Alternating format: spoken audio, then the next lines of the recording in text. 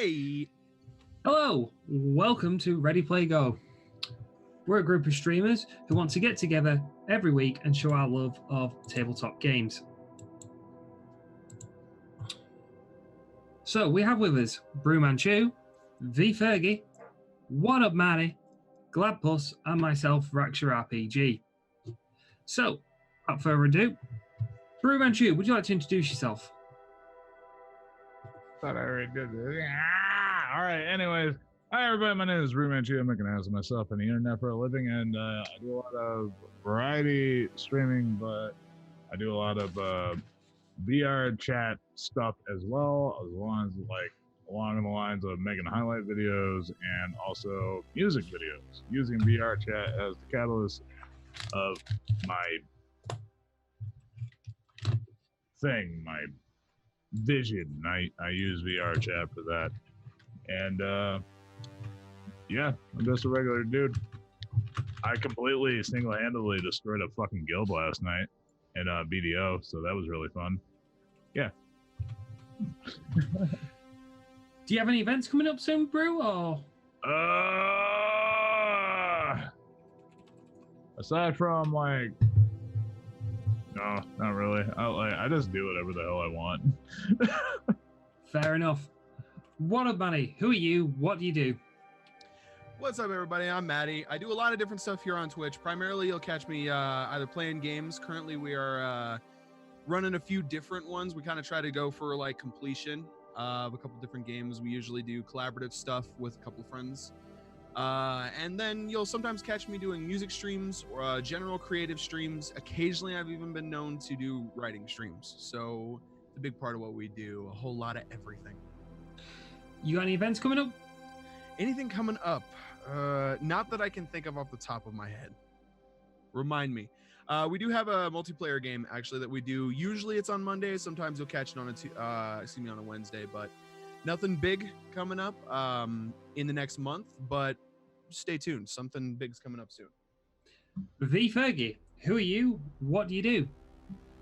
Hey everybody, it's me, it's V Fergie. I do a lot of RPGs and anything narrative on Twitch, and currently I'm playing Shadowrun Returns for inspiration. And as far as events, this pretty much until I get a better handle on the character in the game, and then I'll be back to doing some one-shots on other places. So that's it. Back to you, Rack. Gladpuss, who are you? What do you do? And do you have any events coming up? Hi, I'm Gladpuss. I do not have any events coming up that I'm aware of. I do a lot of creative stuff. I'm a streamer here on Twitch, although I don't stream much at the moment, having a bit of a summer break. I do art. I made the little icon avatar things for this stream. I also do a lot of watercolors and yeah, stream all sorts of stuff. Also into game dev, and sometimes I play games, so check it out if you're into those kind of things. Okay, thank you. Right, to everyone in chat, thank you for being here. If you like what we do, please follow, please tell people, please put out a tweet, share that information, because you sharing that information that we're out, that we're doing this, helps us loads.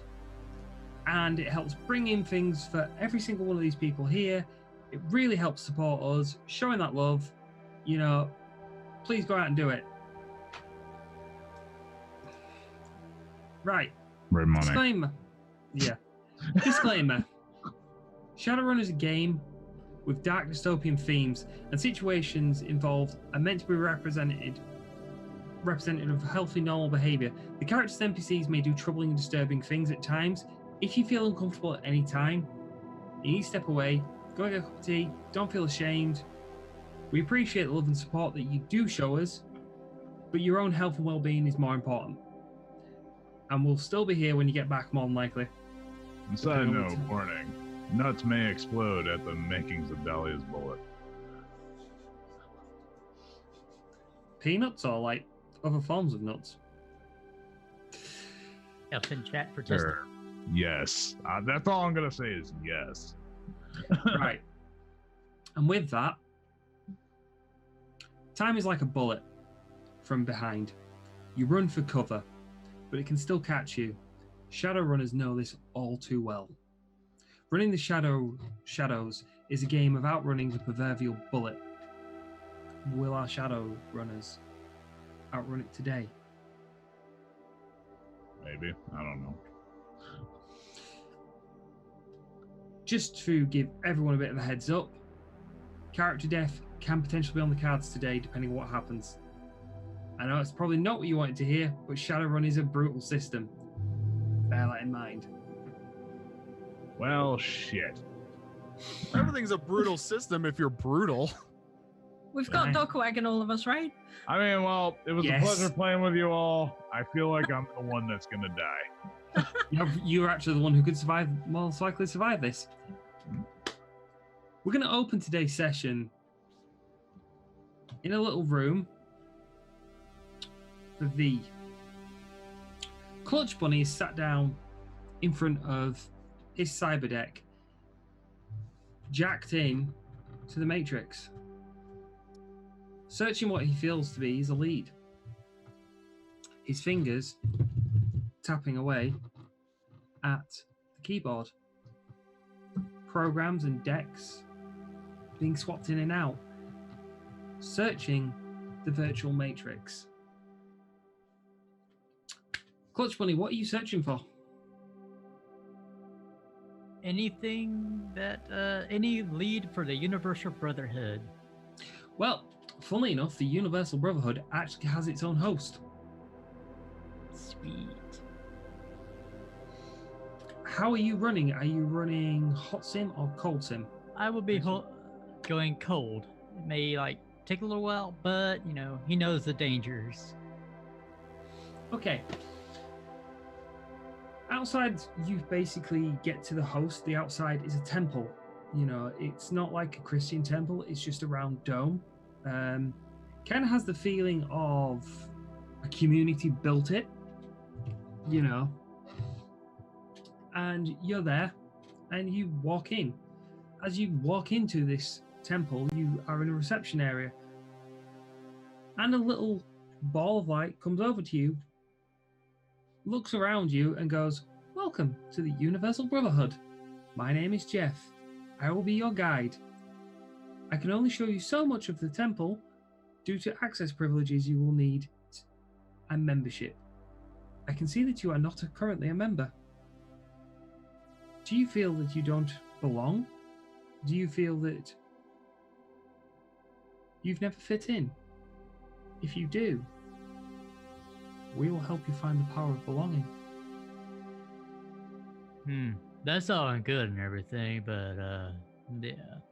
So I'm gonna go ahead and bypass him because I know he's gonna deny me and everything. So yeah. Hey Jeff. Yeah.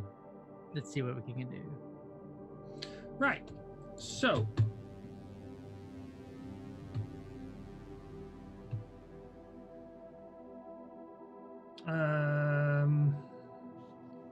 let's go around to some dice rolling because you're now Let's bring up the character sheet.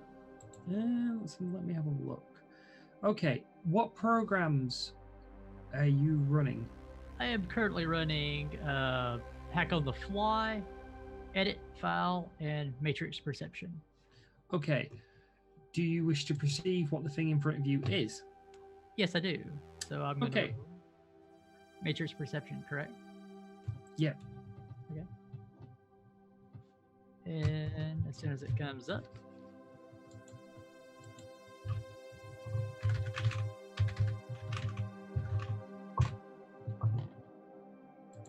there we go. And no modifiers, correct? You have the program for Matrix Perception running? Yes, I do. +1. +1, okay.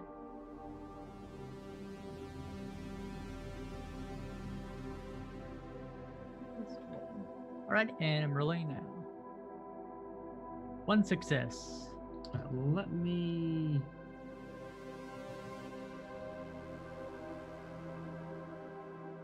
Data processing 3, so you've got 1 success. You can perceive that it is an access patrol IC. It can grant access rights. Okay. But you'd need to, as Clutch Bunny would know, you would need to hack on the fly Okay. to gain a mark. The maximum amount of marks you can get in the system are free, but you are not running silent, so you'll need to do this stealthily. So you'll need to. Oh, I did have marked about running silent on the character sheet. So Right, so you are running silent. Okay. Right, if you told me that beforehand, the thing we'd have done this slightly different because. Okay, it was already on the character sheet. My bad. Right, I'm going to take it off because we weren't running silent Okay. when I came in, because I presumed you weren't running silent because you didn't tell me. Okay, my bad. It's fine. Would that have affected the roll or no? Yeah, re-roll it because you don't Okay. have the -2 limit. Gotcha.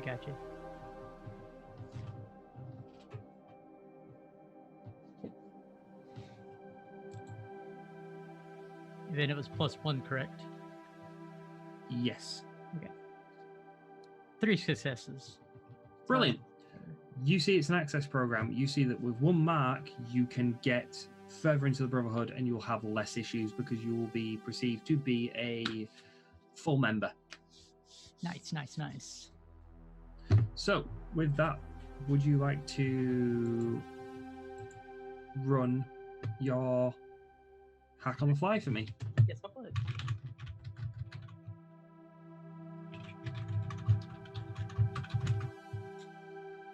Always a +1, correct? Yes. Okay. Because you've got the program for it, so it's a +1.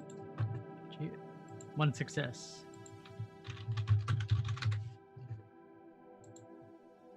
Okay, let me see. Hack on the fly is a opposed roll, Okay. so I just need to check something because you deleted the descriptions. I need to go and find it because I was organized. I just wasn't that organized. Gotcha. Like all good GMs. And the fact Just that enough organization to know that he could have been better organized. well, just enough organization to know that, I've read the rules for what we're doing and where we're going and what you're going to be doing today. But decking is a complicated aspect of Shadowrun, and sadly, you need to know what your actions do. And unfortunately, you can't remember all of this, and I know it's going to change in 6th edition, so I'm trying not to learn the rules.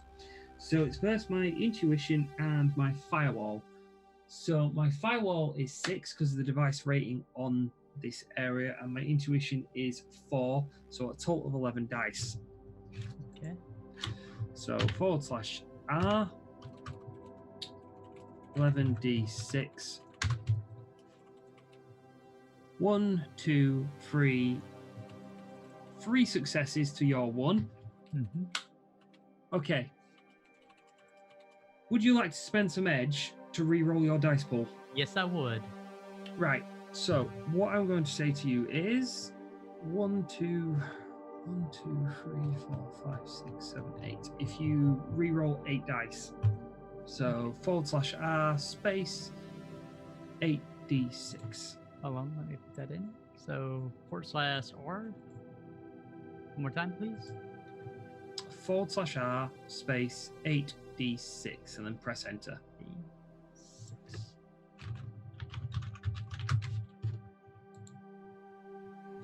So you get 1, 2, 3, 4, 5. You get 5 successes.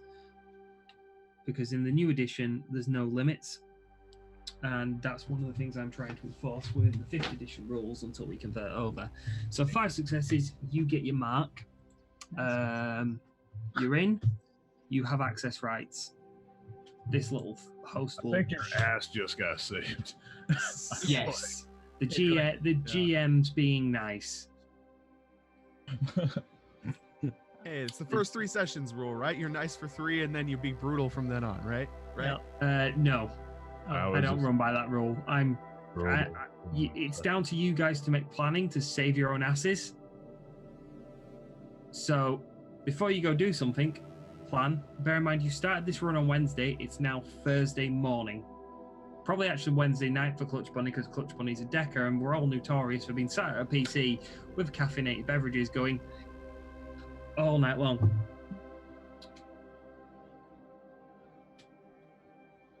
Okay. And anybody in chat who knows me as a GM knows what I like. So, rolling on. Hard ass liquor. Yes, that as well. Rolling on. In the temple, there is another door at the back that you can see that you would perceive to be as a entrance point to the next section. Okay. Would you like to enter that next section? Yes, I would.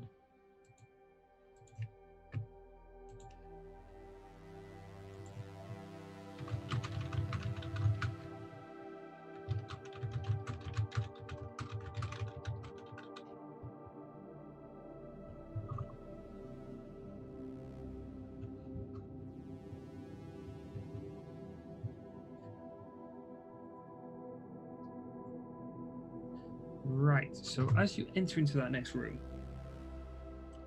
you find yourself at a stream with a man with a fishing pole, and Jeff comes along and goes, "This is Timothy. Dun, dun.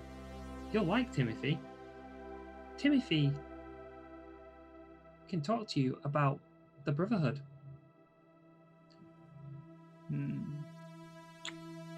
Timothy then proceeds to look at you very oddly, gets his fishing rod, throws it into the stream. At one point in my life, I felt like I didn't belong.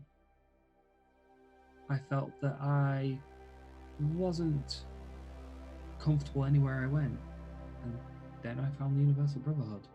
And he reels off a load of spiel and load of bullshit that you just think you would hear at this place that you think is a load of crap.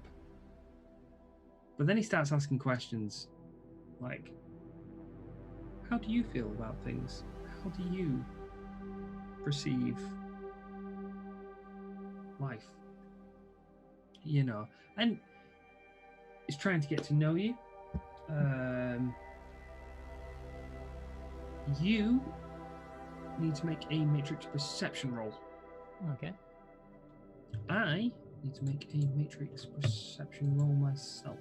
So the edge will also be increasing my pulls, correct? From now, since I. You roll your dice, and I'll check the successes on your pulls. Okay. If you're spending edge, you're re-rolling dice. Currently, until, like I said, I've got through the 5th edition rules, Okay. and I know what I'm doing properly. Gotcha. Oh, 3 successes. 3 successes is what it tells you. Yeah. You've actually got 4. 4. Okay. Your data processing is a limit of 3, but you don't run limits in the new edition, so we're not running limits. So you actually have 4 successes. Okay. I get no successes at all. Don't even notice the issue. So you perceive that this is a tracer report I see, and you're actually in the node that controls the audio-visual equipment. And what you perceive in front of you is just basically the tracer/report program sat down there talking to you, making you feel comfortable. But in this actual node, which is for the chapter house in the Redmond Barrens, yeah, Mm-hmm. that you've chosen because of the location of where Victoria lives. You know that this is audio-visual equipment in there. There is two exits at either end of the stream. Yeah. Would you like to take the right or the left? Let me take the left. Right, give me a second, because I actually have a map that I need to look at, because the old decking things came with maps in Shadowrun First Edition that the GM should have copied down but didn't because he wasn't that intelligent. Okay. DS2. Doxy, your child is going to be a beautiful person when they grow older. What did I just miss? Nothing. Oh, Dox just said the lurking while playing a board game with their daughter. Ah, Awesome. sorry. Okay.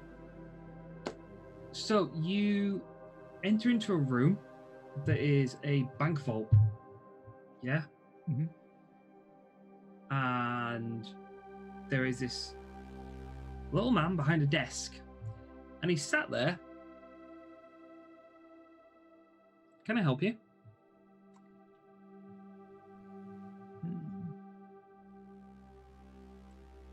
Out of character, I don't know really how to respond to this. If it's just like, yeah, let's, in character, it's more like, let's see what they got.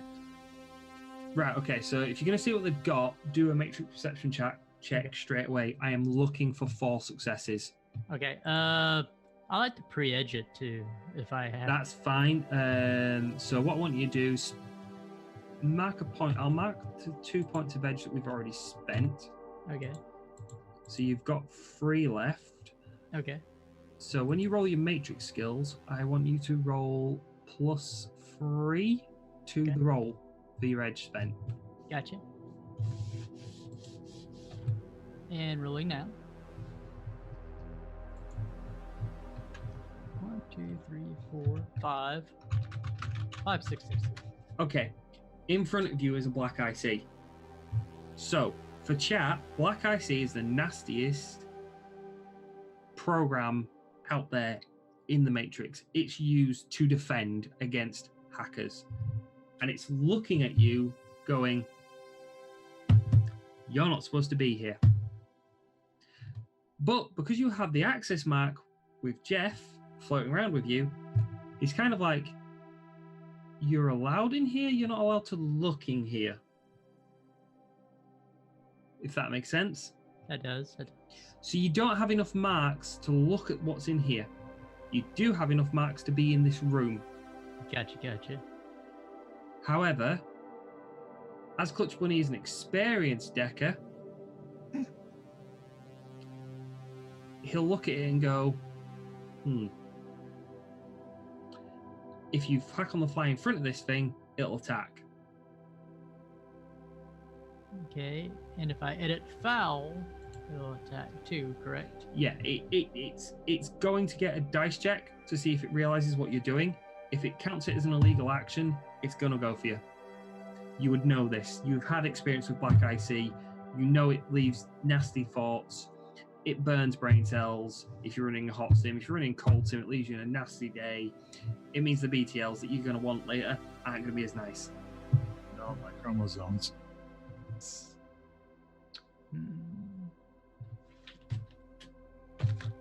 But it could have all that new yin. It could do. It could. Where does your greed know no bounds? Like, did we touch on how Hey. greedy Clutch Bunny is? Not yet. Hey. You're about to find out. All right. Yeah, we are about to find out. Yep. And I would like to spin 1 edge too. Again. Okay. It's a sacrifice he's willing to take for some Oh, of yeah. that greed. That's Okay. sweet new yin. Okay. Because I gotta be true to the character, and I knew he will. I see your ass shaking ever so slightly. Yep. Why all of a sudden is the mohawk flashing red? What's going on? Why do I hear danger, Will Robinson? Danger. If the group was with me, don't fucking do it. But sadly, Hey, you know what? What's life without a little risk? So, I took a what, risk. what are you going to do, Clutch Bunny? I want to edit the file. I am not So sure. what fire? Right, okay. The black IC in front of you is protecting it. You're going to have to do something with that black IC. Okay? So what are you going to do to that black IC? You can attack it to destroy the program.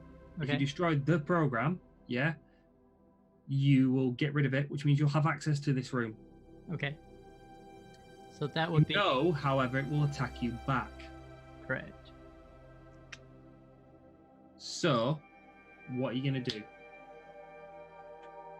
Oh. And for the chat, there's a whiteboard there with everything written down for easy. Why is this the beginning of the fucking session, Rack?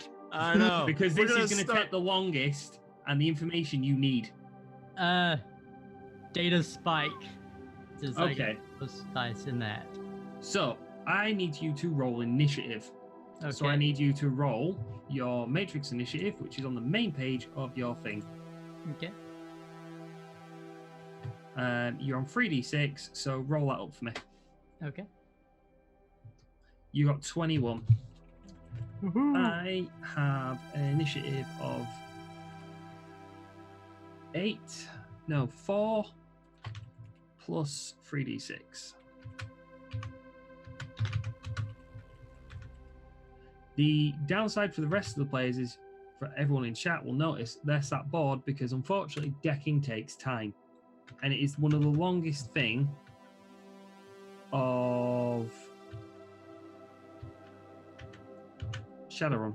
The brain cells is worth the knowledge and then That is the most Call of Cthulhu thing I've ever heard in my life. I'm sorry, I missed something. What? The sanity Precisely. loss is worth the money and knowledge. Okay, so Really you're gonna go first. Okay, the black IC in front of you is completely and utterly unaware. Roll your attack. All right. And I get a +1 because of pre-edge. Just waiting for it to pull up. All right, let's be doing this.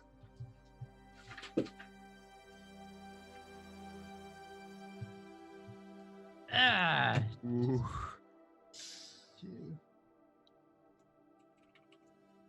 Oof. Yeah, okay. Did you pre-edge that? I thought I did.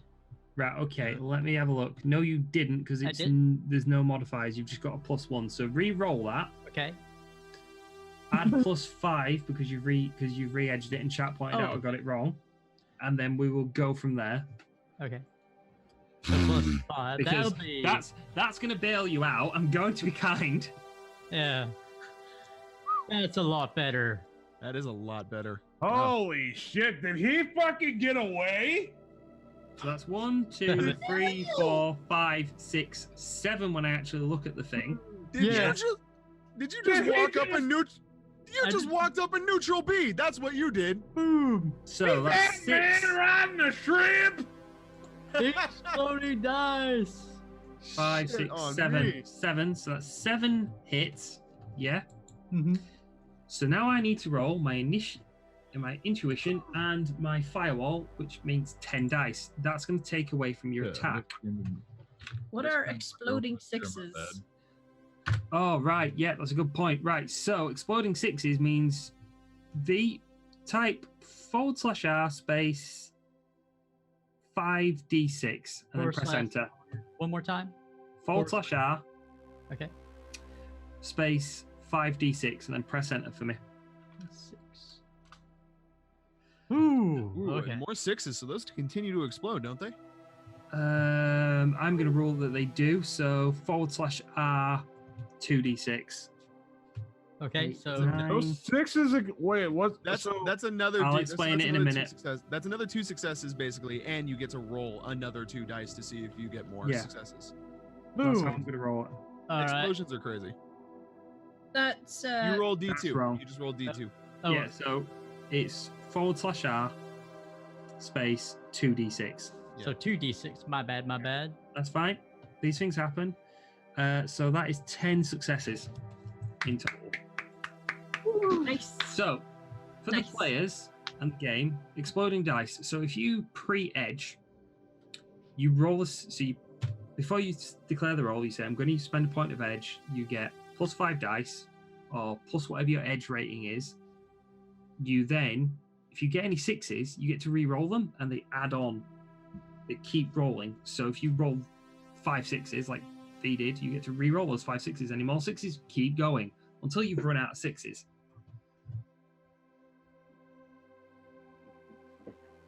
I want to get the dankest sniper shot off with this. It's one of the things I kind of planned with your character. So that is 10 successes, which is wonderful because I'm rolling 10 dice to sort out damage. So I've got to type /R space 10d6, and that is my defense pool, which I only get 2 successes. I take 8 points of damage. The downside of that is that's all that Black IC has in health condition. It's just you go Hadouken straight out into the Hadouken! You just one-shotted a super dangerous counter hacking program. What the fuck? And this it's all in this little clerk just goes, oh no, and then disappears. You have now access in this room. Shit, do we have that on copyright? Yeah, shit, man, that might be copyrighted. And for the chat, what it looks like, whatever Clutch Buddy's avatar is a little buddy, like a jackrabbit. If it just runs, it just drop kicks it. If it hits it with the floppy ears, and then it just... Then it summons a giant Energizer Bunny. Mhm. It's basically, I have the image of the giant Energizer Bunny going, Hadouken! So yeah. Whew, that was exciting. I thought I was going to die. Well, to be Incredible. fair, We all assumed that back wouldn't have been nice. Mhm. Let's put it that way. You better get Harvey Birdman, Red. That's the only lawman I want. Right, you have some space on your deck to save files. There is a 10 megabit file in this room, and it's all financial data. Yeah? Mhm. You do not have the access for it yet. But Jeff, the little floating spirit of yes, yes, no, no, from Tron, basically, is how you want to imagine it, is basically your access to this place. You have 1 mark. You can have a max of 3. Okay. Hack on the fly, if you'd like to try for a second mark, but I need 3 successes from Hack on the fly. Okay. Yeah. Now, to make life easier, let me just check something. Yeah, that's fine, because your sleaze is already at your max stat. So if you want to roll me Hack on the fly, and I'll roll Intuition plus Firewall. Firewall 6, Intuition. So I'm rolling 10d6. Okay. So Yeah. I just rolled the hack on the fly, correct? Yes. If you want to pre-edge it or pre-edge it, say now. Now I do want to pre-edge it. Right. So go spend the point of edge. Okay, so that will be plus 5, correct? Yeah. And it's exploding 6s. Okay. And I've got 1, 2, 3, 4 successes. So you need to beat that. Here it goes. Okay, chat. Here it goes. Oh, but you get 2 exploding on that one. You get 2 exploding successes. So /R space 2d6. 2d6. So you already have 3 successes. Oh, right. Okay. You can spend another point of edge. Let me just make sure you've got some left. I believe I might. Got 2 left. You can spend another point of edge to re-roll your failures. Yeah? Okay. I'll let you do that. Alrighty. And Or we can just go again. I'll just go ahead and go again. Right. Are you spending an edge again to get the extra dice? Hey, Rack, they're bringing it up as 1 edge per I know, I saw. Okay. So are you wanting to re-roll again and spend an edge prior to get the +5 and the exploding 6s, or are you just wanting to try and risk it? Yeah, I'll pre-edge it and then try it again. I've got 1 success. Can I Are you cancel sure you the want to edge? pre-edge it? I'll risk it for the biscuit. And that's hack on the fly, correct? I'm sorry about I forgot. Yeah, it's hack on the fly. Gotcha.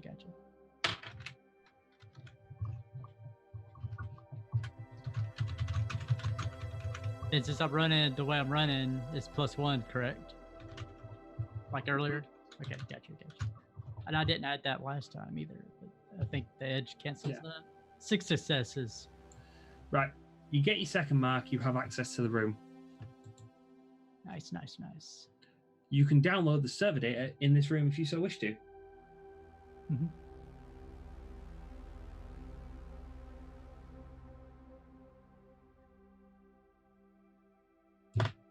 I want to see whatever I can see and get whatever I can get.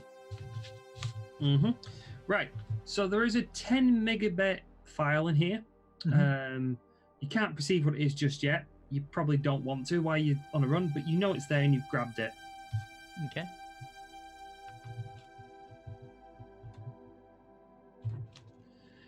You do notice that there is another door from where you came in. So you can go back to where you came from, or you can go to a new room.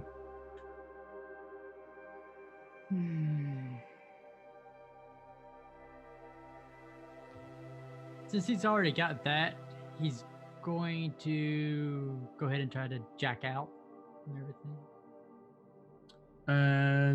You can, but you don't have any information about Victoria. You've only got the financial information for the Brotherhood.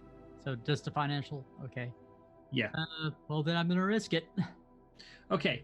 So you move forward into another room. And in this room is a room full of boxes. Okay. Would you like to make a matrix perception check for me? Sure, I will. And this will just be the regular one. Mm-hmm.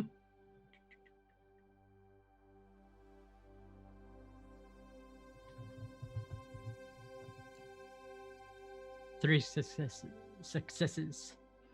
Okay, so in this room, you will find you have control to the air conditioning units and the lighting in the building for the Redmond Barons place. Sweet. So that's information you'd probably want to remember for later. And there is another 2 exits there's another 2 doors to your current place. So there's one behind you where you came in from, and there's 2 to the sides. You know. Where would you like to go? Onward to kind of search more of the... Okay, right or left? Just say right or left, and we'll go from there. Let's go right. Okay. You go into a room, and again, it's kind of more like Fort Knox in here. It's all celled off. And there is a guard going, "We hope that these cells remain as empty as they will always be. For you will never need to hide behind bars while you are a member of the Universal Brotherhood." Yeah, that sounds nice and all, but I'm not really interested in all that. Let's see what you got. Okay, make me a matrix perception check. And it's gonna be just regular. So I just got done looking at my Yu-Gi-Oh deck, and I swear to God, half of these cards would be really good for like hacking themes. Just take the art, boom.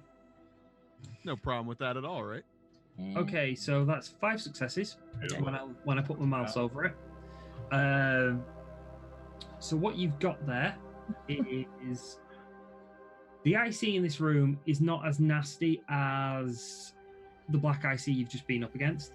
However, it is barrier, it's trace, and it's burn. But you have 2 marks in the host.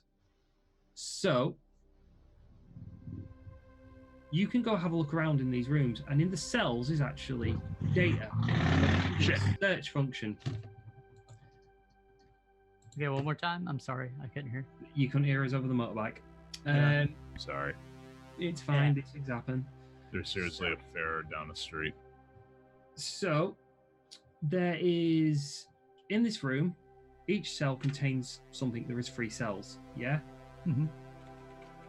One of these cells has a search function. It's cell number 3. Cell number 2 contains data, and cell number 1 contains another form of data.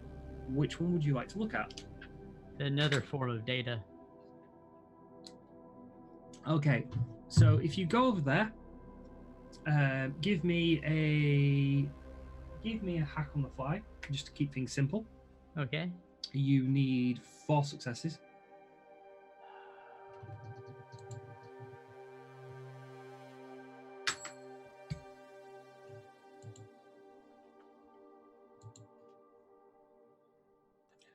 Win, perfect. So you Nice. get into this. You get a list of members and membership.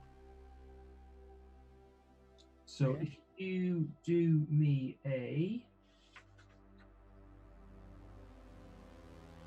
Just give us a second, guys, because I'm trying to see if there is an actual search command.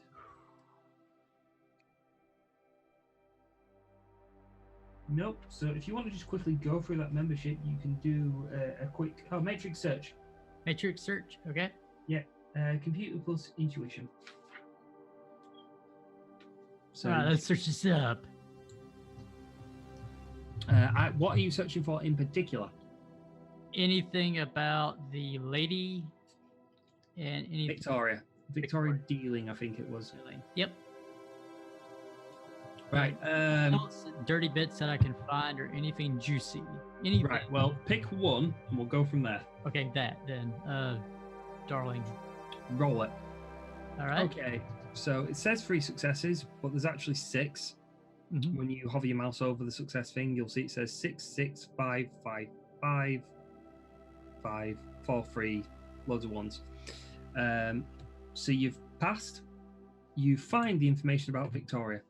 Okay, so what it states about Victoria is Victoria, liquidated assets, 1,100 new yen of furniture and household items, 157 miscellaneous new yen, 580 new yen of clothes, 120 new yen of jewels, retained items in storage room 1 of Redmond House Chapter Universal Brotherhood, necklace, blood red, jewelry, estimated value 60,000 new yen. Noted on the thing is necklace is a unique piece that will remain in the Redmond Chapter House coffers until interested in dealing has subsided or been removed. Pawning too soon could lead to a trail back to the Universal Brotherhood. So, Good stuff. Good stuff. mhm. So you now know where she is. You know she's in the Redmond Chapter House. And the necklace is there as well that we are needing. Mhm. There are still 2 other cells to look at if you so wish to. Clutch Bunny, being a professional and all, even though he is greedy, wants to get paid and complete his contract. So I need the procedure about getting out. Right, okay. Because of the way you've hacked this, you can literally just walk out the building. Okay. He does, and then he comes out, and then we can move on to the others and see what they're doing before he meets up with them.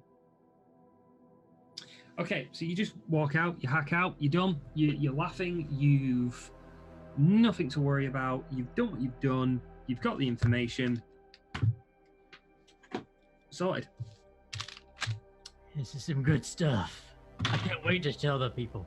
So, Clutch Bunny, after finishing his decking, I presume just kind of pulls the cord out, wipes his face, as it were, and sits back down for the night. What are you going to do for the rest of the evening? He is going to go to his favorite thing of the BTLs because he's got a little bit of time. Okay, cool. Right. 18 naked cowboys. That are really trolls. So, yeah. So, we now move to the early morning of the next day. and we find Dahlia coming in from a morning run, keeping up her physical fitness, old habits from army training. No one else in the church is up that she's aware of. And she comes in covered in sweat, slightly out of breath, as you would, up to the front of the altar and sits down, remembering her own sins or prayers to God if she believes in God. You know, because as a lot of priests will tell you, where do you want to find an atheist? It's in the church.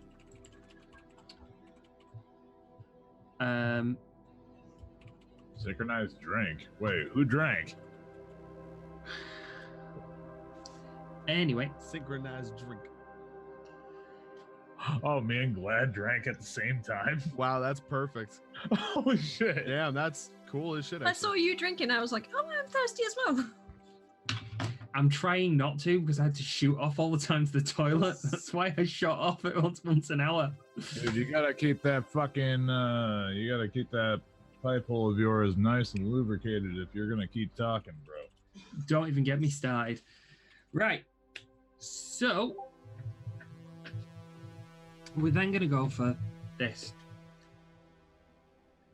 What would you be thinking as you knelt in front of an altar? You know, is it religion? Is it remembering past deeds? Is it just trying to clear your head? Oh, what would I be remembering? Dahlia would probably be remembering, like, the reason, like, a lot of the assassinations she was told to do, like, she was ordered to do, she's probably wondering which ones were, you know, they benefited mankind compared to the ones where they were a very detriment to, like, you know. Questioning the actions that others had told her to do when she didn't question orders. Nope. She never questioned orders. So like most soldiers, afterwards, you question whether it was the right thing to do. Yeah. You feel a hand slowly come onto your shoulder. And it is, give me a second because I actually check your card sheet because you put name.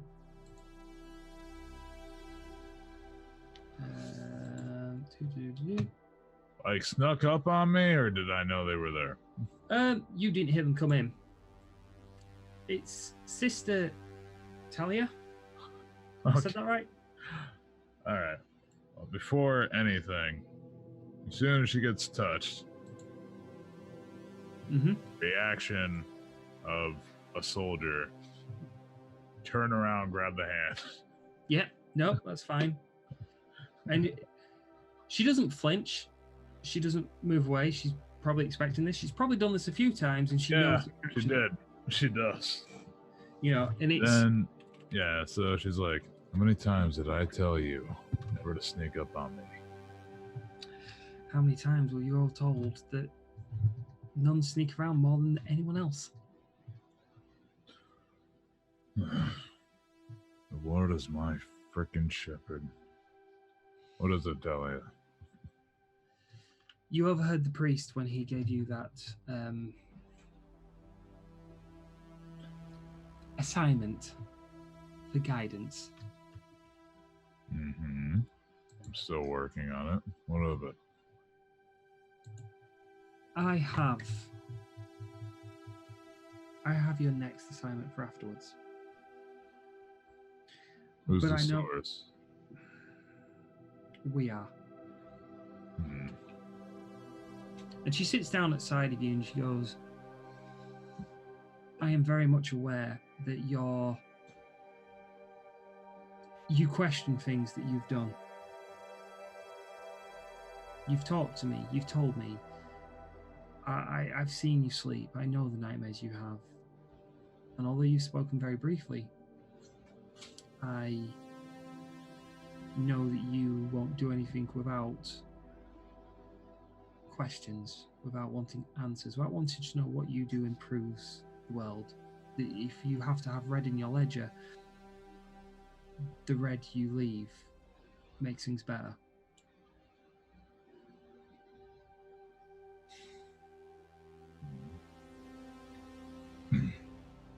We have a problem. All right, speak. The Tridio priest, Mark Seinfeld.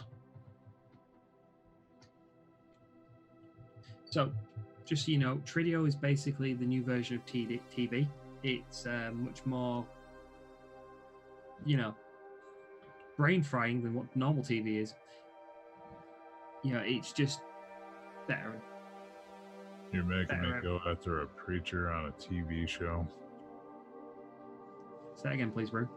Said you're making me go after a preacher on a TV show, Dahlia says. I'm making you go after a preacher on a TV show, yes. Do you want to know why? Sure, tell me why. He's a member of our church, or he was. He was...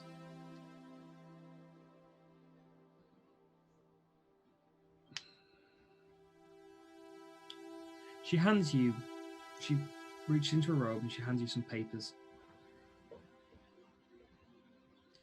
That's all the information.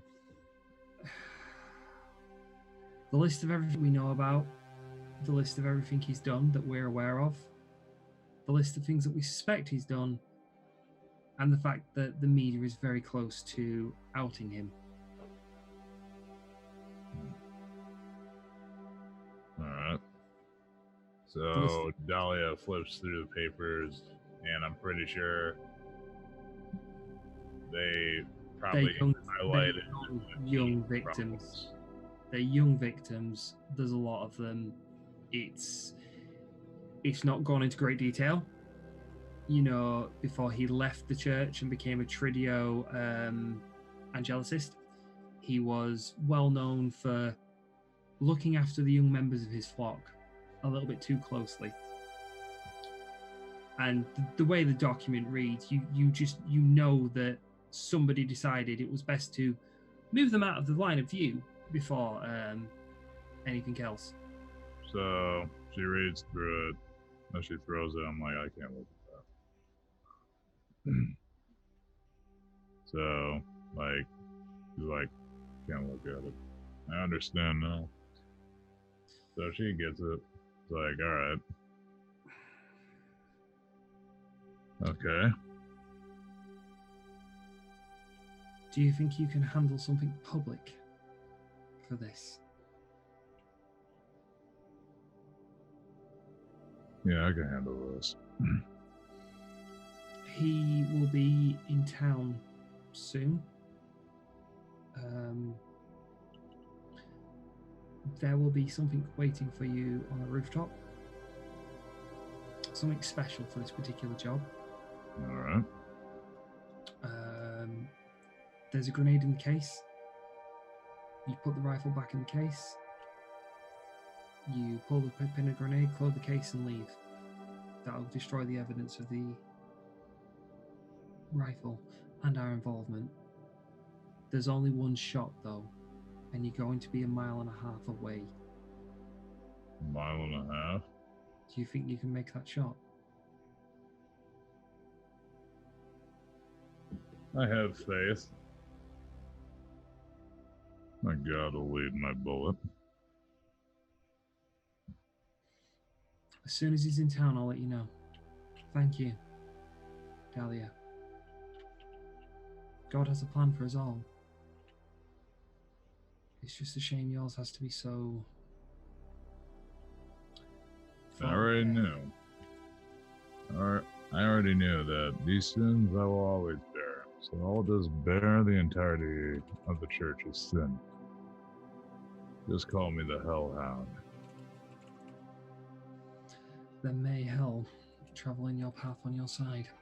And she gets up and she leaves you be.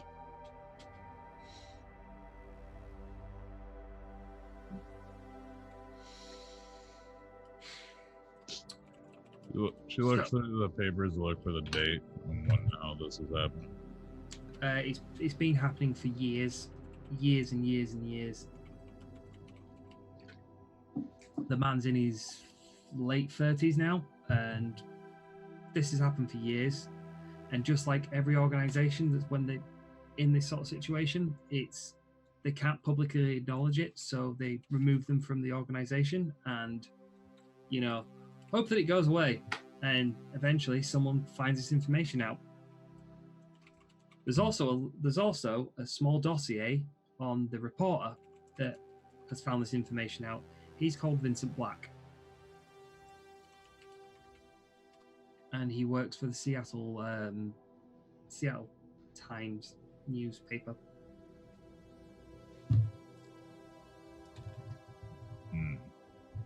All right.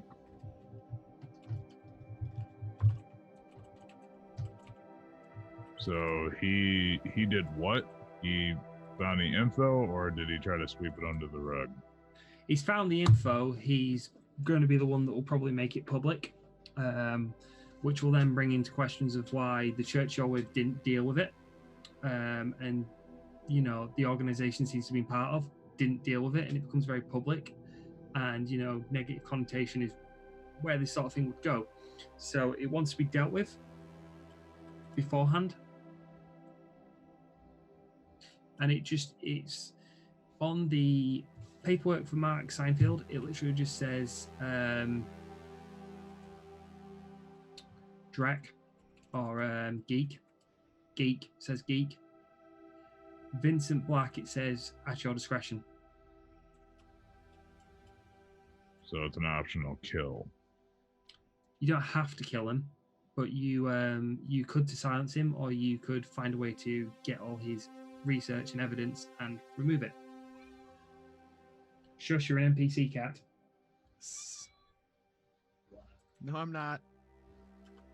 Don't encourage her.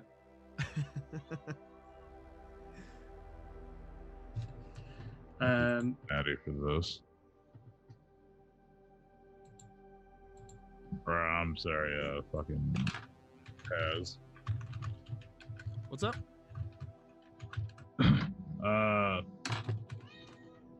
So probably Dahlia comes. Wait, are they in the church with me, or am I by myself? Yeah, I didn't know. You're by yourself now. You're by yourself now. The other priest. Paz actually was not with you guys last night when you guys dropped off the bodies. I know where Paz is currently. Yeah. Alright. I'm debating if I want to use Paz for silencing the one guy, or I'll just go the easy route and kill that guy as well. Well, you don't have to worry about it just yet. Alright. But it's one that's coming up. You know that this is lined up. Alright, so you know there's more work for you to come, if that makes sense. So it's not happening right now, or is it happening right now? It's not happening right now. It's something that's going to happen next week. Yeah, I really want to blow this pedophile's head off. Yep, anybody would want to, but it's how it goes. So now, we're going to fade away from the church where Dahlia is in, sat going over her new Bible,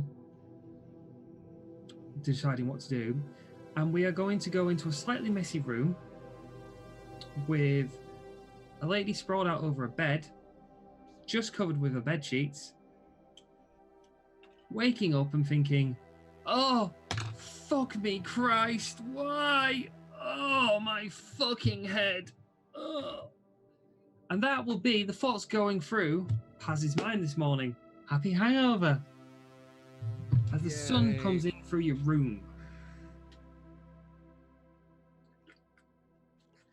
So she'll cover her eyes, just fuck.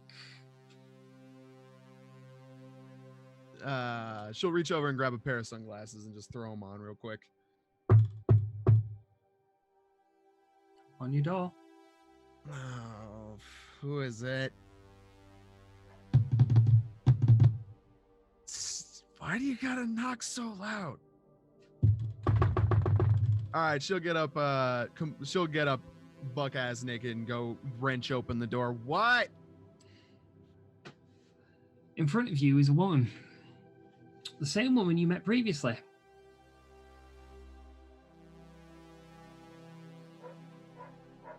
I didn't realize you were waiting for me. The one with the wet hair, and her hair is still wet. Oh, okay. I was like, I met a few women so far. You got to remind me which one. What? Oh shit! I remember you. But yet you don't know me. But I know you. Well, you know me a lot better now. I've always known you a lot better than you realize. Are you going to let me in, or are you going to flash the neighbors? Why can't I do both? She'll get out of the way and just point inside. So she comes in, she closes the door behind you.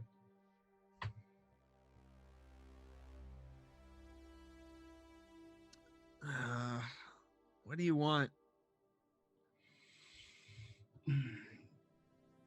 What were you up to last night? What the fuck does it look like? Not getting any, I'll tell you that. You had two opportunities, you turned them both down. And she tells you where, when, what bar, and what you were drinking.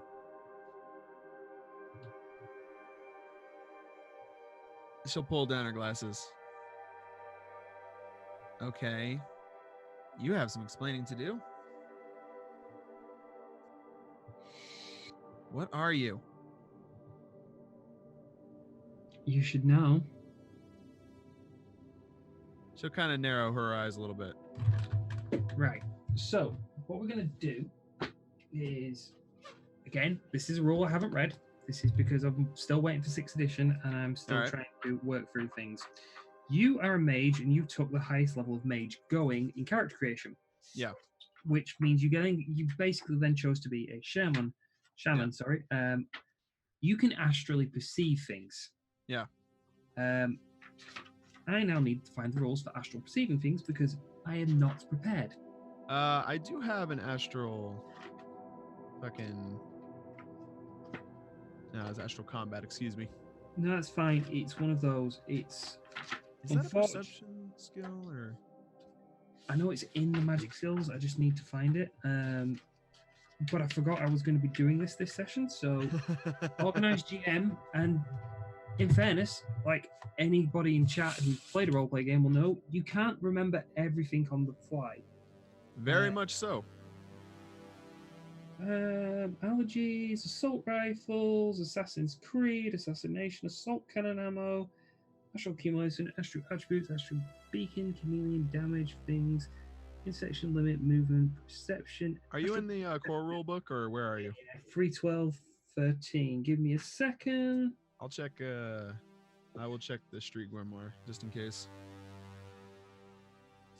Many awakened characters can perceive the astral plane from the physical world. This ability is called astral perception. It is the primary sense used in the astral plane and allows you to see auras and other things in the astral world overlaid on the material plane.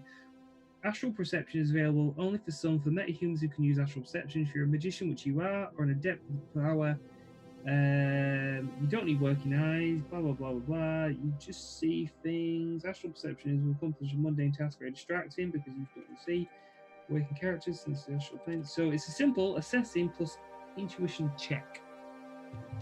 All right, one more time. So I want you to roll me. Okay. I'm going to find out your character. I want you to go to skills.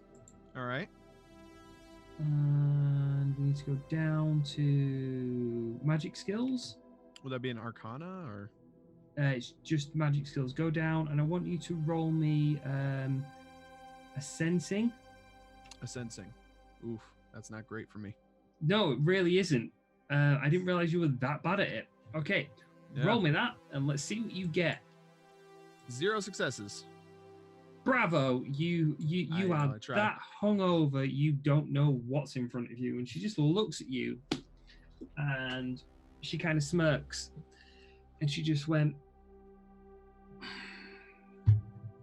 far too many drinks last night. Then I'm not super stoked about everything last night. Excuse me. You're the fucking one keeps showing up stalking me. You're the one who lives in me.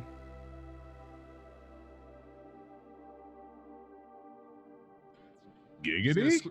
She's gonna squint real hard, and all the playfulness is just gonna drop out of her voice. Pacificadora? You heard. You hungover. You're not deaf. You're the one who lives in me. Shit.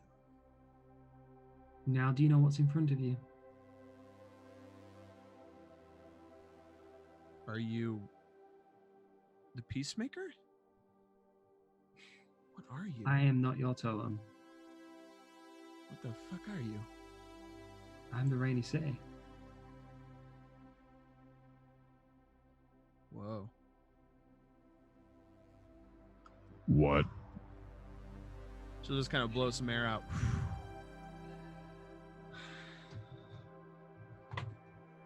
You don't forget there are spirits of men, there are spirits of animals, there are spirits of things, there are spirits of cities. And we all speak. Yeah. And she comes over to you and she literally just goes, moves her hand out, she puts it at the side of your head, and she strokes the side of your head, and your hangover's gone. It is really painful as it goes, but it is like, Yeah. oh. Ah, oh, thanks. My city is infected. Deal with it. You know you're on the right path.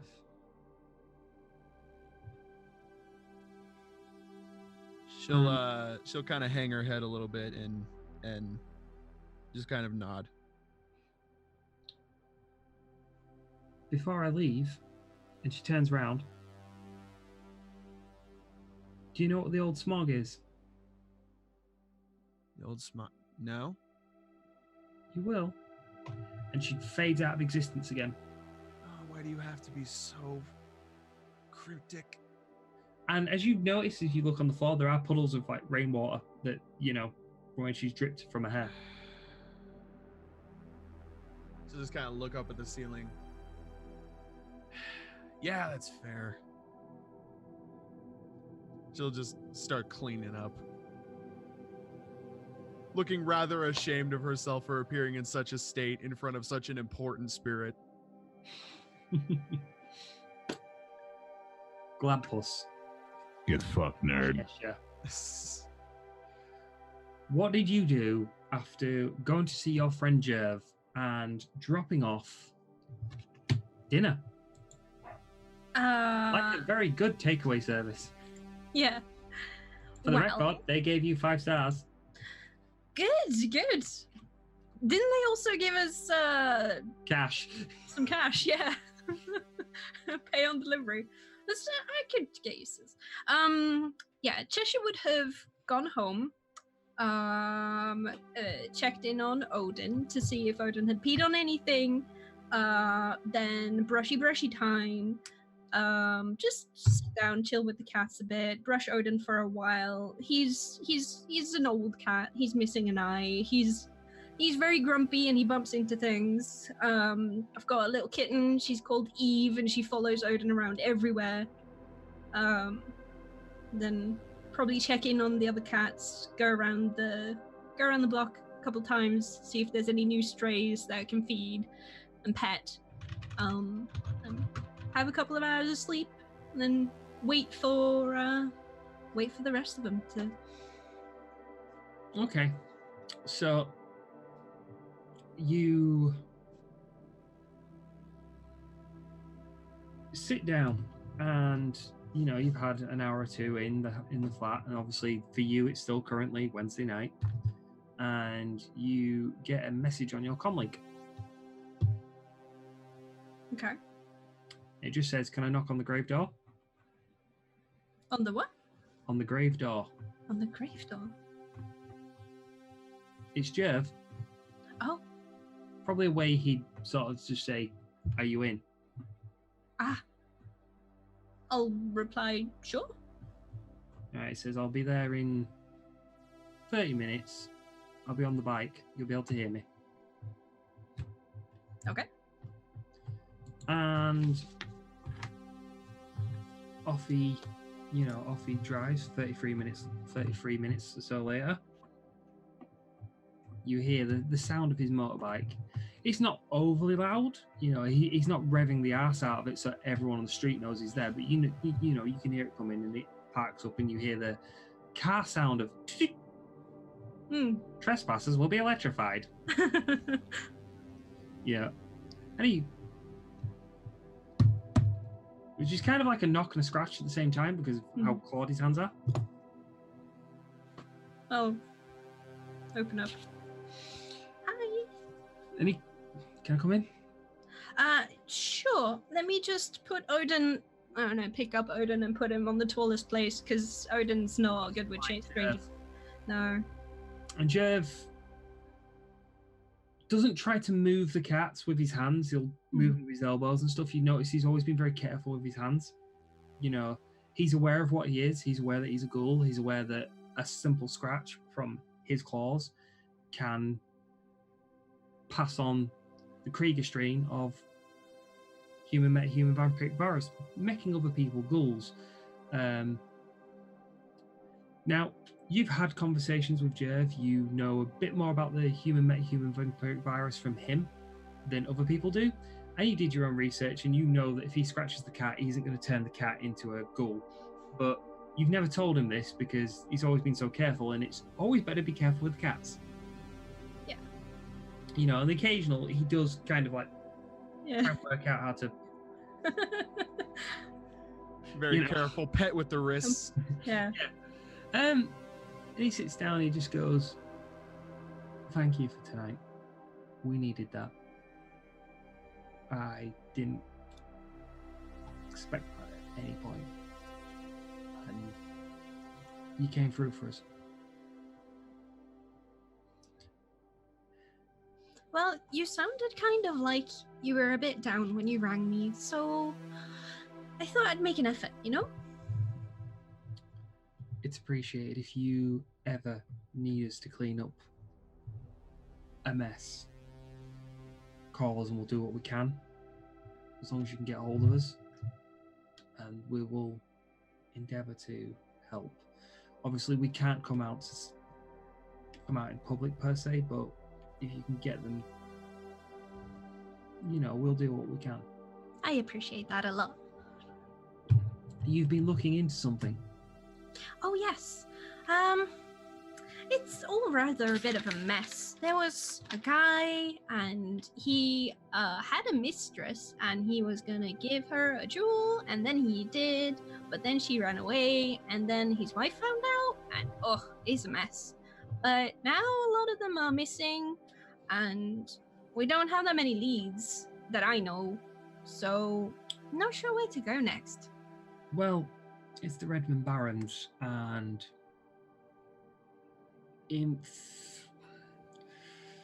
information trades hands, and after what you did, I feel like I need to pay you with a bit more than just a bit of cash. You've heard of Madame Ursula, I presume? Oh, yes, we did hear that name. She's dead. Oh. Well. Oh. We heard a commotion this evening as we were riding around, causing. Well, you know what we like, and you know what we do. And he brings up his comlink, and he just goes, "This wasn't normal." And he passes you a comlink over, and he says, "The photos are graphic. You'd expect that from what we are, but this really isn't normal." And the first photo is of a person with claws on the hands. Their mouth is insectoid. And there's two on the floor. There's a woman who's in an unkept room, her guts eviscerated, hands slightly clawed. Some other creature that you think is like the other insectoid guy with its face half melted. There's some different photos of the scene, and he just basically, as you're swiping through, he just says stop. The next one's hard to deal with. So if you don't want nightmares, don't look, but it's something you might need to know. No, look at him. I'll be fine. Okay, for chat, this is something that's actually in the campaign book called Missing Blood by Chris Kableskick, I believe. If you need to take a break, now would be the time. So, just so you're aware, I've warned you. You look at this photo, and it takes a moment to realize what you're looking at. There is a child that's been suffocated, a few months old. The top half is human, perfectly human, looks like an absolutely healthy baby, apart from the fact that it's not moving and it's slightly blue in the face. The bottom half is like a fly. It's all insectoid. It's all a bit. You feel creeped out by this. You can see that Jerv was creeped out by this. And just as you sort of look up, he just went, "None of us are eating that." Yeah, that doesn't look right. I wouldn't. No. And it's just that moment of like, no one knows what to think. None of us know what to think. They have some form of magical aura. Let's not mess around. We know that. We can see that.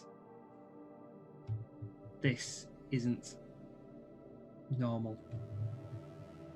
Did you find them dead, or did you make them dead? We made 2 of them dead. Okay. And he flicks back to some of the like insectoid mouth things, and he just said, "We made 2 of these dead." Form a giant ant. I've never seen it. And I did find a diary, and he pulls out a diary. Yeah, and I'll read that for you.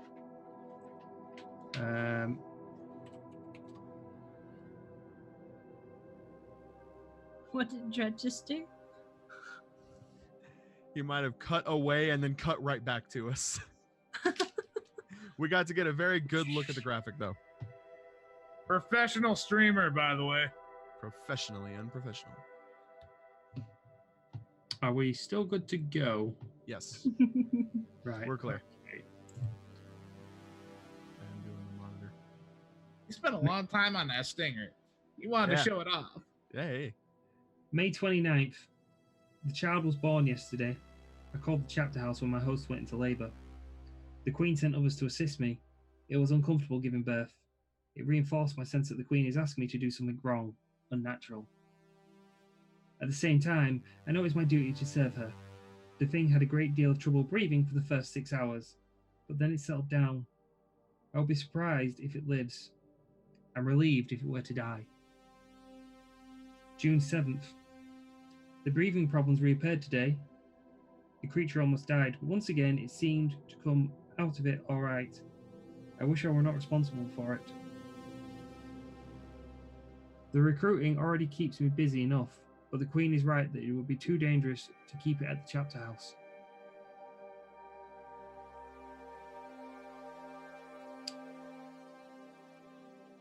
Mm. 9th. The thing cried most of last night. I find it very disturbing having it nearby. It is not one of us. June 24th. I realise that I have been remissing in the notes, but there is almost nothing to write, and I don't like dwelling on it. The creature continues to grow. I have discovered it seems to like best the meat I grind to some just squishy sort of liquid. The breathing problems stopped a week ago. though it's hard to judge. It seems quite healthy. July 4th. Apparently, Pre is suspicious.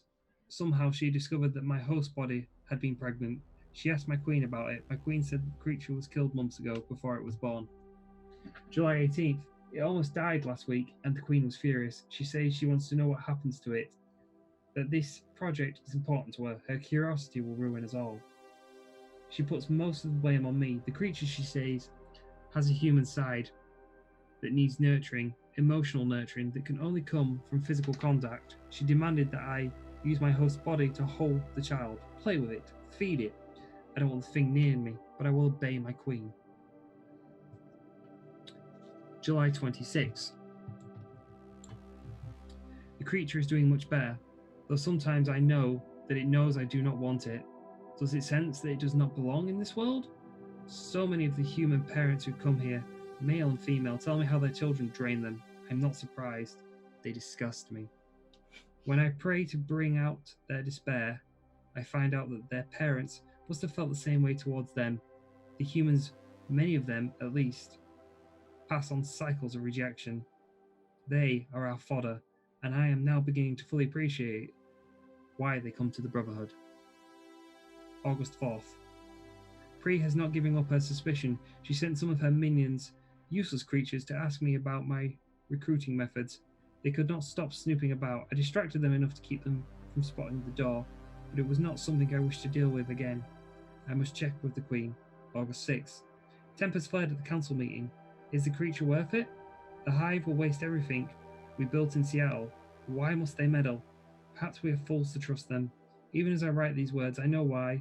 I distrust the actual abomination as much as they distrust the possibility of it. A flesh form without a spirit? What happens if we can't control it? August 14. A client heard the creature crying through the walls today. I told her it was the spirit weeping for the woman's unrealized potential. Worked wonders. August 15. I think warriors were investigating the shop earlier, working all around outside.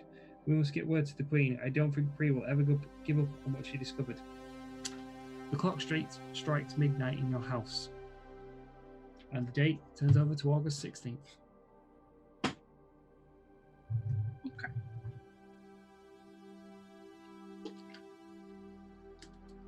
The ink was still wet when I got there.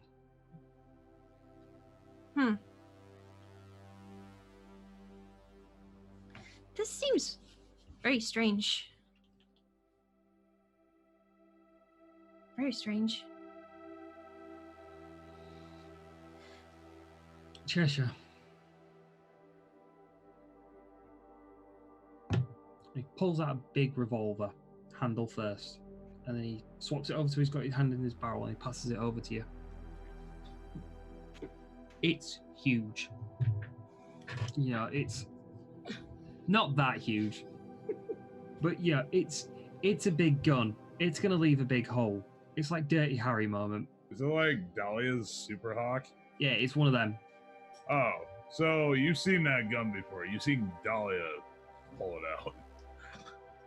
What you find on it is there's lots of engravings of death, connotations of spirits, ghouls, vampires, all the stuff from mythology before people realised that they actually have been around.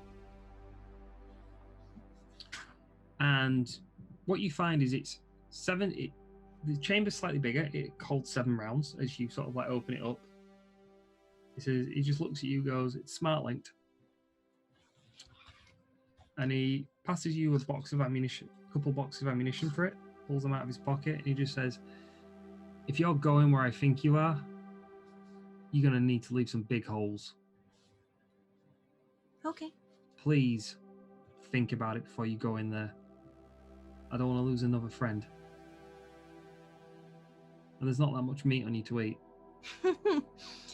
I don't think I'll taste very nice. With the amount of cyberware you have, no. And confirm. Have seen your soul.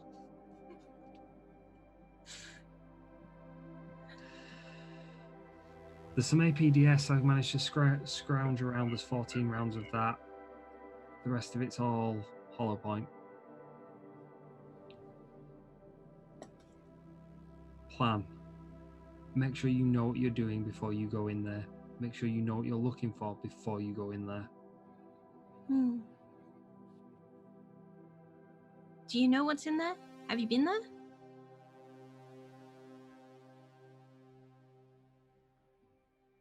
Did Raksha disappear? Did we lose a rack?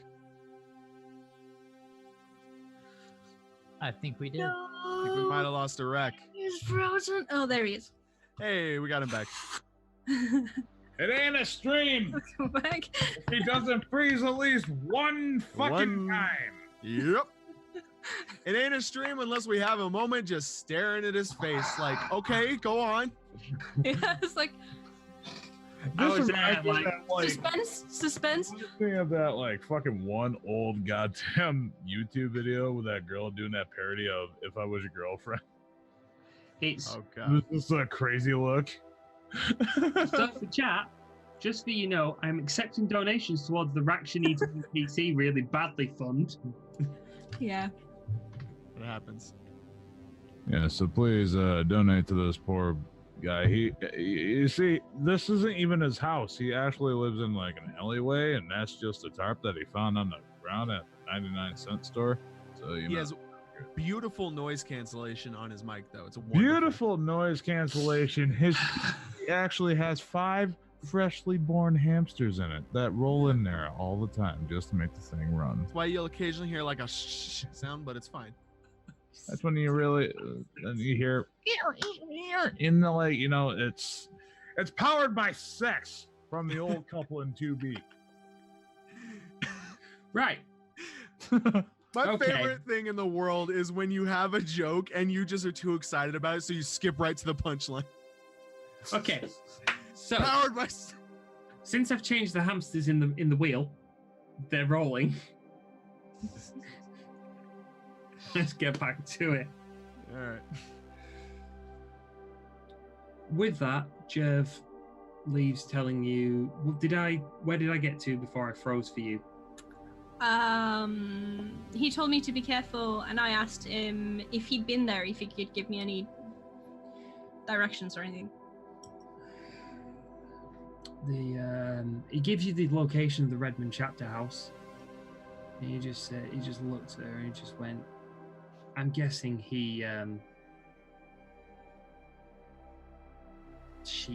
it sent her there. But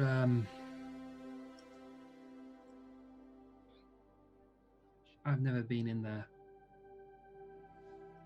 I wouldn't go in there. You know what they're like. We're not accepted. My kind. We are, but we aren't. It's separation again. Instead of it being race, it's down to a virus. Well, that doesn't matter to me. I know. Right. I'm gonna get off. And as he steps up, you hear, please step away from the vehicle. And he sits back down. And then you hear a loud scream. And then he stands back up and goes, I found dinner. Excuse me. Oh. And as you walk him out the door, you see his motorbike. And some young street kid you don't recognise, Sparko, hair sparked up as if like 1,000 volts have just been through him.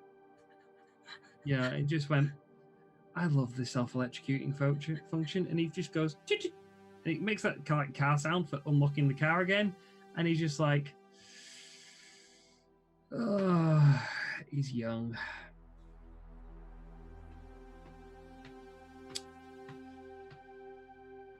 And he looks at you like as if he's looking for permission. So, you did already eat.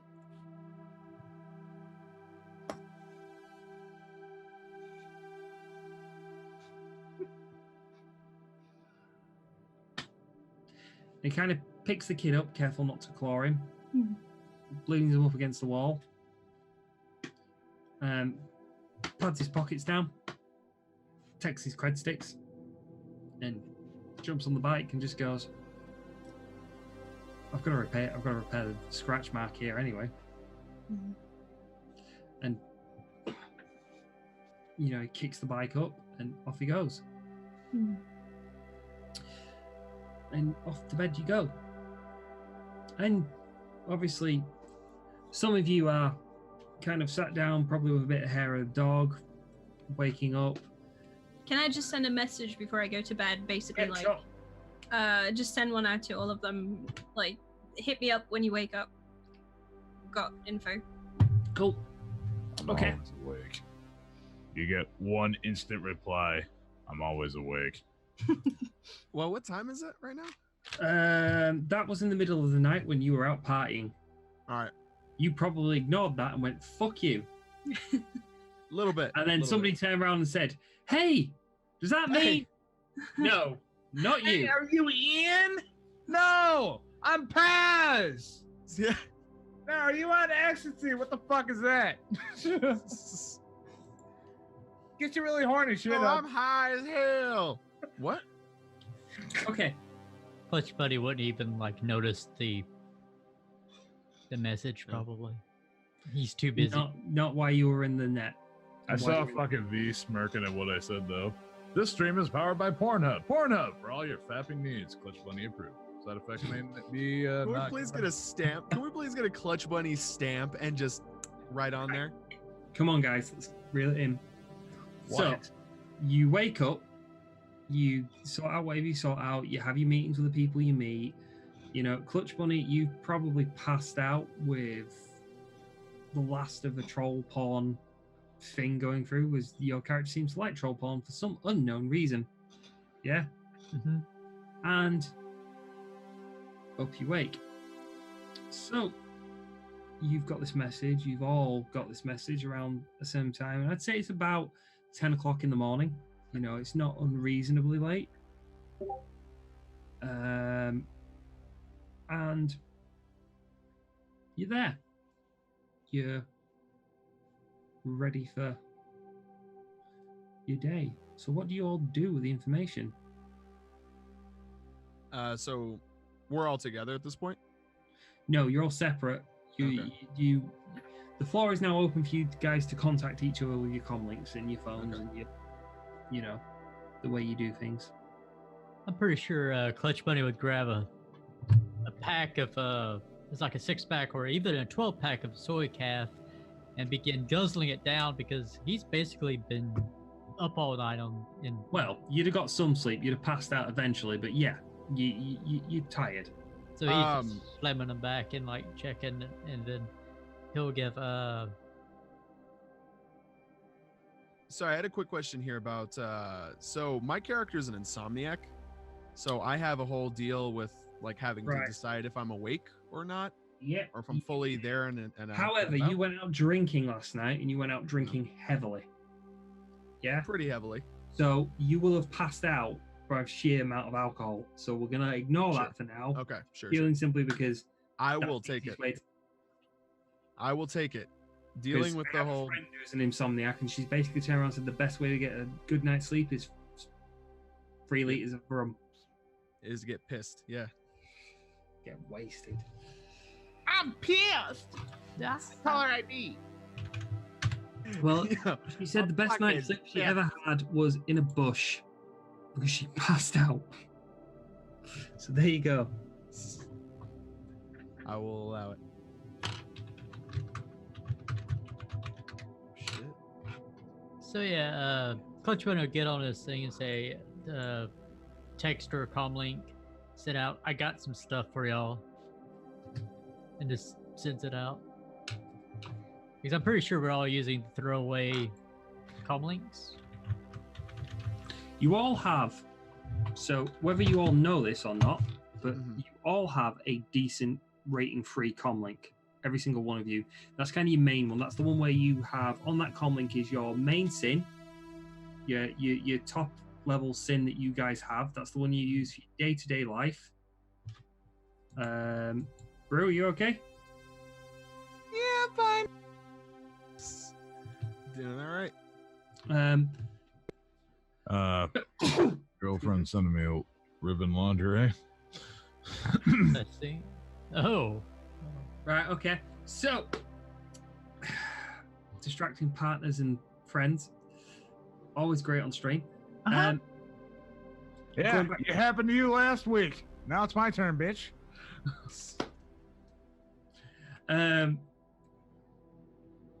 Anyway, so you all, where the fuck were I now? Because you've completely derailed me. You fuck nerd. Well, we were all trying to get in touch and figure out our next move, I think. Yeah. So do you want to go along and do that? And So what's like, I guess, could I go ahead and just shoot everybody a message to meet up at like a good midpoint between all of us? yep, you can do. All right, so I'll go ahead and just shoot everybody a message. Using just knowledge of like local bar scenes, I'll just pick some kind of weird, like, kind of runner friendly maybe venue that the three of us, or that the four of us, excuse me, can all meet up at. Well, if you're going in civvies, you can go anywhere you want. You know, you can go. Well, coffee- the conversation we might be having might be one that'd be best not overheard by civvies. It's fair enough. So, you know somewhere. All right. The hell you mean, boy?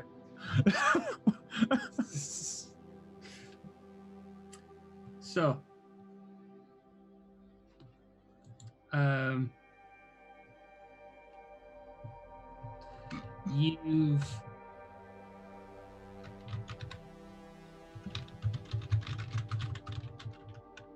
you've messaged each other. So, do you want to bring it in character roleplay and work out where you're going to meet up? Right. We go all meet at the church. What's up? Cheshire would probably just like one of the messages will be just anywhere with Soycaf nearby. Why the fuck did you send me that? I don't want to know. No. Get your fucking naked ass off of my DM right now. Oh no! You Rock sent that one. fucking- Rock sent that one to me the other fucking Rox! day, too, in the middle of a stream. Oh fuck! Christ on a bike, dude. God damn, man! You got a nice, you got a nice ass though, don't he? I said I'd put I you mean, off. yeah, sure, it's cute. I mean, fucking Ken dolls, Ken dolls fucking are jealous of that, but I don't need that. You're welcome. Jesus. That's what you get for derailing me. I'll return the favor. Oh, you dumb bitch. Okay. I can't believe I just got a picture sent on my. Well, you will learn not to derail the stream. Anyway, moving on to Fine, I learned professionalism. my fucking lesson, and now I repented. I think I repented for my sin. You have earned your penance. Right. There's only one person who can get me to behave, and it's Gladpuss. There you go. She's not not the wanking yet. I don't think she's has any reason to do so. Multiple fucking conversations we had. Glad, how come you never fucking told me he does this shit? Because then we would have been robbed of this wonderful realization. Anyway, All right. Never know when he actually is going to do this kind of shit, so you just have to go with it. She's got to be ready. yeah. Who told me that the church, I need to fucking rub my goddamn eyes out with holy water, please? The church seems like, I mean, Paz just text back, is it safe? I'm there. I feel safer already. So, I'll also bring some soy calf for you. Cheshire.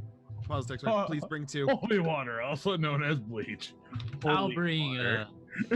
2 12-packs. How about that? No drinking in the church. She'll just send back 2 thumb up emojis. Awesome. Cheshire takes back a variety of excited emojis. Okay, so it takes you. Oh wait, am I the oldest? I am the oldest.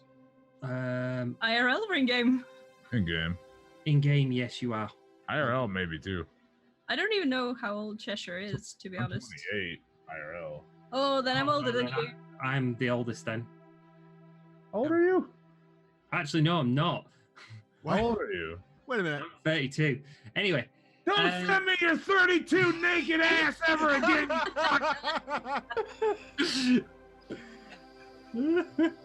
Oh wow, a lot of people outside.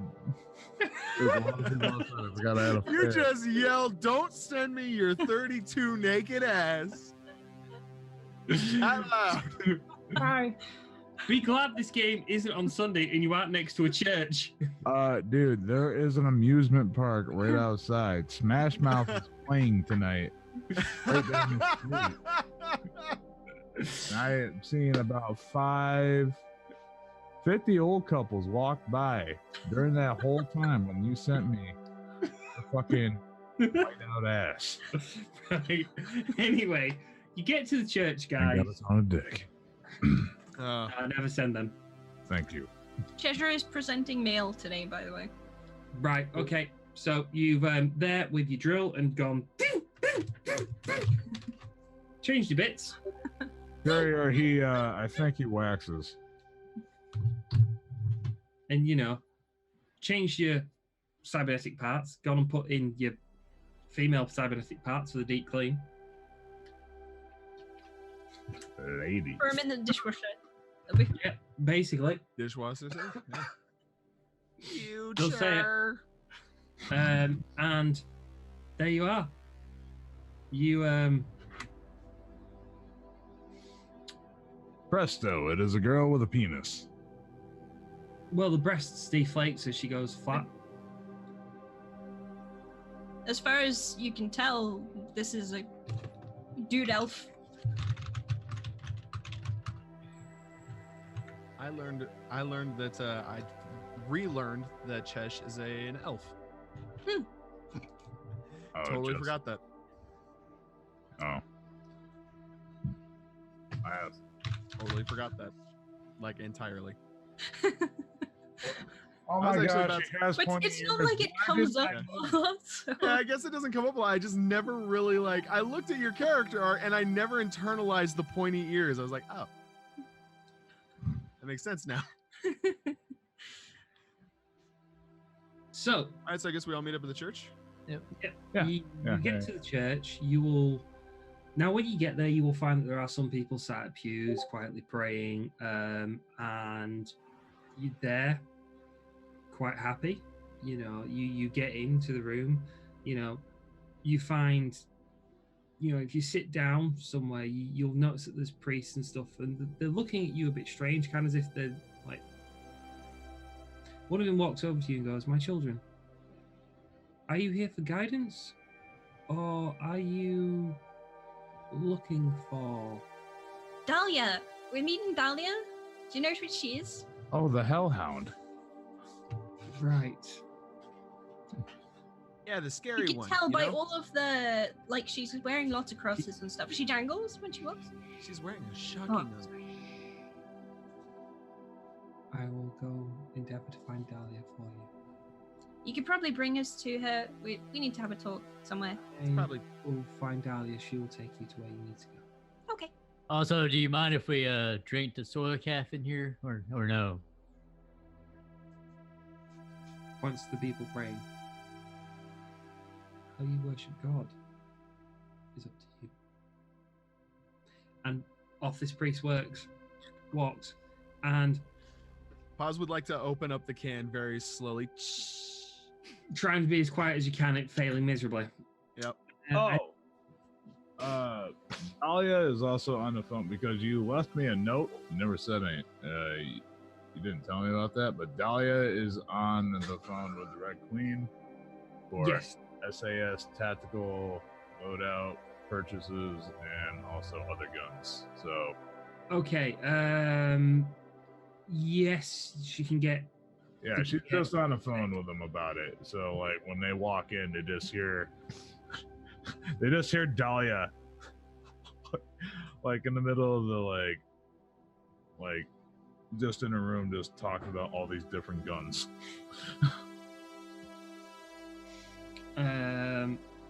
So how this goes is you get into you're going through talking shop with the Red Queen, and she turns around to you and she says, right, I'll see what I can get, but it'll cost. You know I stock this kind of thing on a normal, regular basis. However, today is just one of those days where I don't have some of it. Yeah, and I make so much money that I don't even use. So. But you also know some things are expensive. Mm-hmm. And I always find a way. How is this news to you by now? Just warning you. Time. Tactical rigging and clothing. 500 new yen. I can do you that today. I've got some body armor in. I'll do 500 new yen a jacket. So if you need multiple jackets, if you've got a team going somewhere, I've got some. They'll need jackets, if anything. They'll need jackets. Me, I'm probably not going to use it. Unless you can make a... I can get one to fit you very quickly. Don't want to lose my best customer now, do I? Alright. If we could find something that I normally wear and armor it up, sure. And it won't be what you normally wear, but it'll definitely keep your hide intact. And you may need that. Up here, Red Queen. My eyes can go where they want. It's my hands you need to worry about. One is... As she then pulls out the pistol that she's looking at. And goes back to looking down to where you thought was her looking at your boobs. New model. My first ever gun I ever sold. You only bring that thing out on special occasions, don't you? It took me a long enough time to get hold of it. No, you could have asked. I could have found it. I just went to the police. Well, Lone Star. They had it in an evidence locker to some idiot who'd performed a murder. It took a while to get it, but it's here. You should probably give it a name. Maybe one day. Maybe one day. Old And man. with that, you hear a knock on the door, and the door opens very slowly. You know, it's very audible, but it's open slow. It's basically, it's like, you know, it's one of the priests because they'll do this when you're out of the way. And the priest pops his head in and goes, "Your strays are here. Some men. Go fucking get them yourself. Your last slave die off." And then Dahlia just looks at him. Give me that look all you want.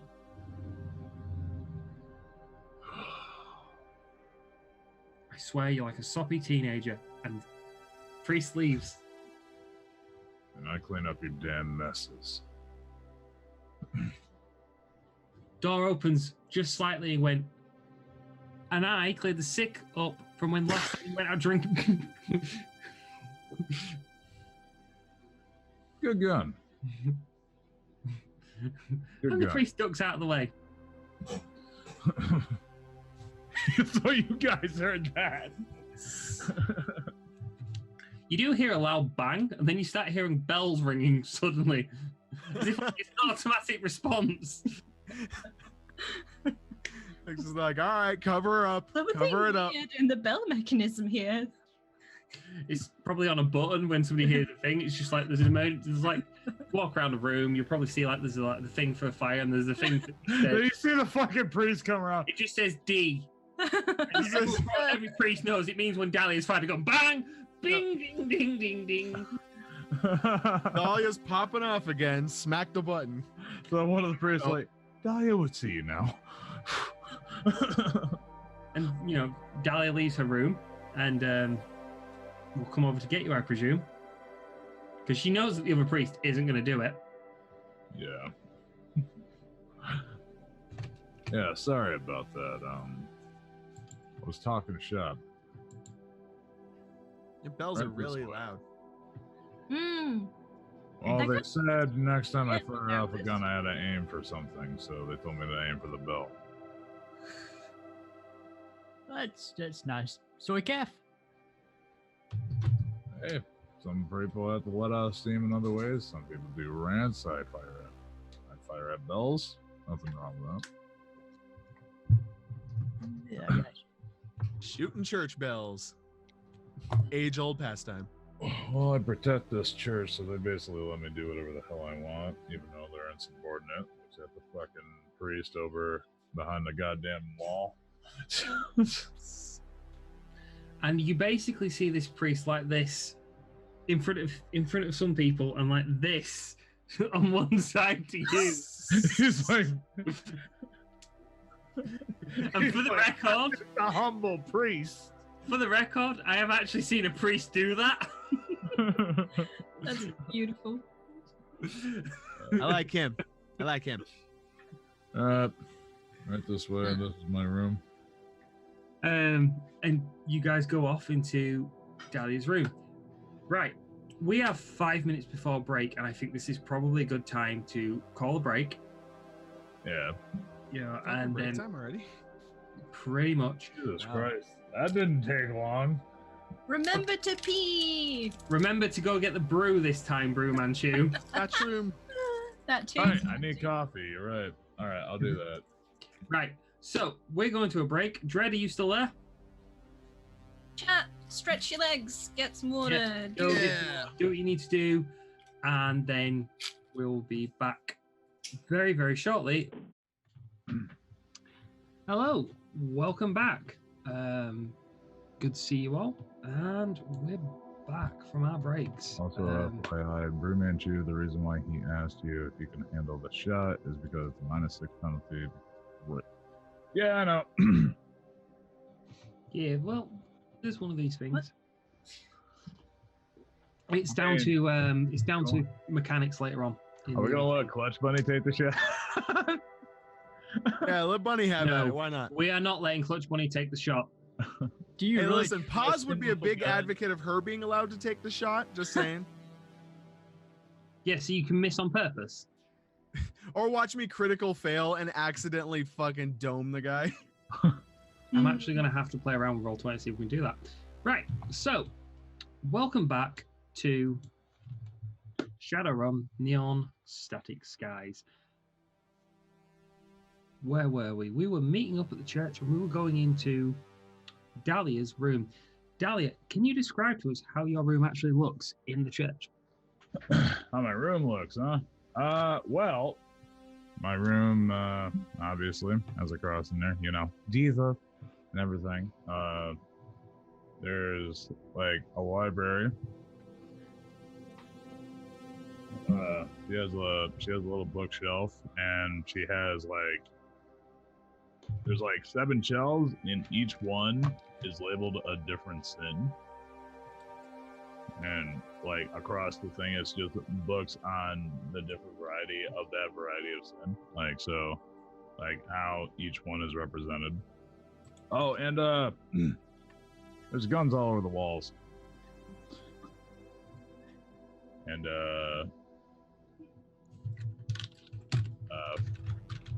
other like weaponry of sorts. Things like that. Paz will immediately walk over and start perusing the lust shelf and just kind of pick one at random and start just kind of browsing it. Cheshire sits down cross-legged on the floor. So what? Wait. All right, wait. One at a time. All right. So Cheshire's cross-legged.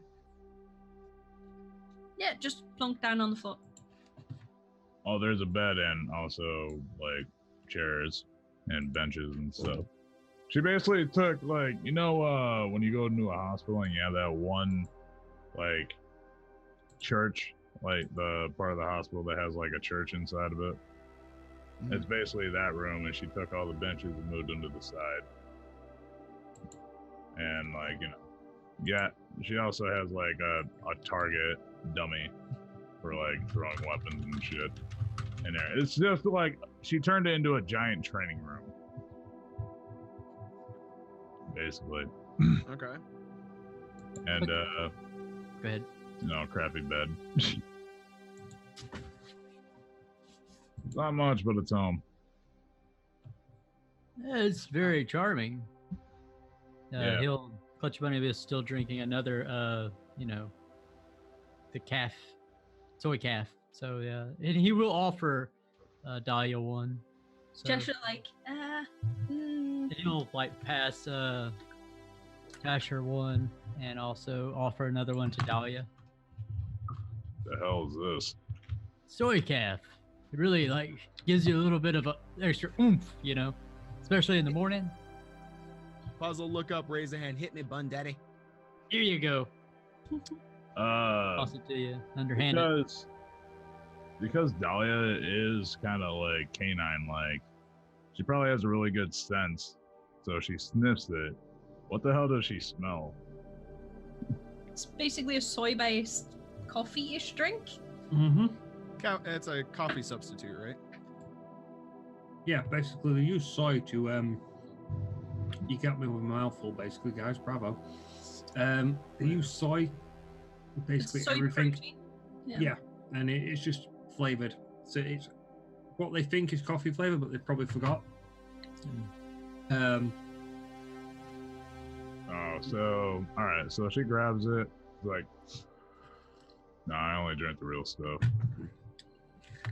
Yeah, all right. Suit yourself. More The for real us. stuff, for the record, is really expensive.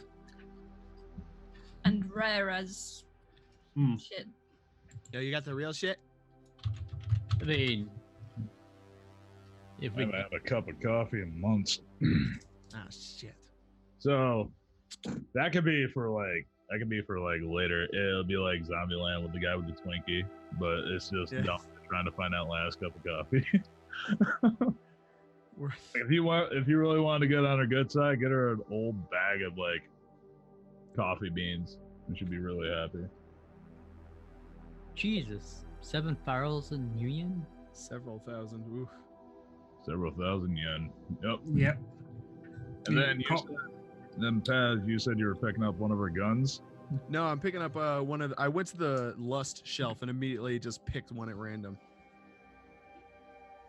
You read this shit? This is filth. And her eyes just get wider. Coincidentally, you're reading the Marks of Shade, the Manifesto of the Boudoir, I believe it's called. Ah. This is some good filth.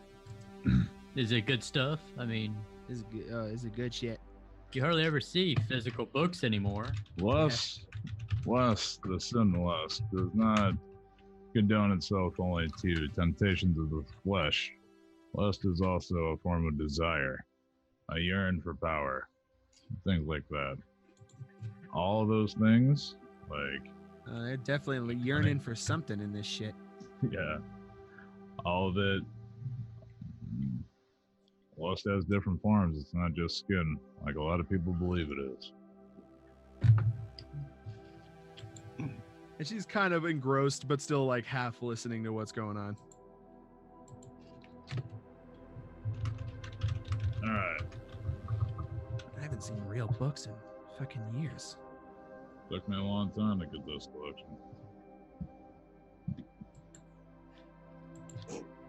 She's just reading, still like kind of half listening. Okay, so info. Ooh, I've got some info. Same here. Ooh, nice. What did you get? Go ahead and go first, you know. Oh, me? Yeah, you, if you want to. I mean, Um, I'm almost done with my soy calf. I mean, it is like the 4th one, but, you know, I usually run on 8. So. yeah, obviously, yeah. Well, I was just finishing up grooming Morgan last night when Yev came over. it seems like there's some crazy shit going down in that Brotherhood's chapter house. There was a baby that was half baby and half maybe a fly. And there were some dudes that were like part insect. They were dead. And there was a diary, and there was stuff about Queen and a host body and flesh without spirit. And I don't know what any of that means really, but it sounds super creepy and probably issue because Jav also thinks that Victoria is in there. So gonna be a lot to deal with. So Paz is aware of the existence of like insect spirits and things like that. Could I make Actually, a check? no, she's not, because insect spirits haven't. So, if you were playing Shadowrun 2072, 2080, the later timelines, yeah, you mix up timelines. If you play the later timelines, the information about what you're actually dealing with currently is out there. It is proper out there. Mm-hmm. You are when this first came to public knowledge, and it's not even at public knowledge at the moment. You are just on the precipice of the abyss of knowledge, if that makes sense. So this could be the inciting incident where we all learn what the fuck this is. Mm-hmm. This is the incident that brings the knowledge to the shadows of what is actually out there. And it's one of those where nobody knows yet. Literally nobody knows, and you are the guys, the first ones finding out. Cool. Cheshire would be completely clueless about all this. Could I make a check or anything, see if I've ever heard of such a thing? I'm going to tell you now, the answer is going to be no on this occasion. Hard no on that one? All right. Hard no. There are reasons, but if you remember the conversation that Cheshire had with Jerv's people have already looked into it and said that there was like an insect spirit with the body, and it was a bit, they've never seen it. Mm-hmm. Because as you are a shaman, what I will tell you is this: you know that there is different patrons, I'm going to say, because I've forgotten the actual word in the book. Your patron is Peace, and Peace is forever in an endless waltz with Mentor War. spirits, Yeah, Mentor spirits, that's the one. And Peace and War are always in an endless waltz. So whenever you've seen Peace, you've generally seen War as well. You've always listened to Peace. You can hear War, you just choose to ignore it. Yeah? Because War and Peace always waltzing. You've then got other mentor spirits. You've got Spider, which isn't considered an insect, even though it technically is. You know, each mentor spirit has a different view on things and the way it does things. You've never heard of an insect spirit. You've never heard of an insect totem. But, you know, it's how it is, if that makes sense. You know, you just... All right.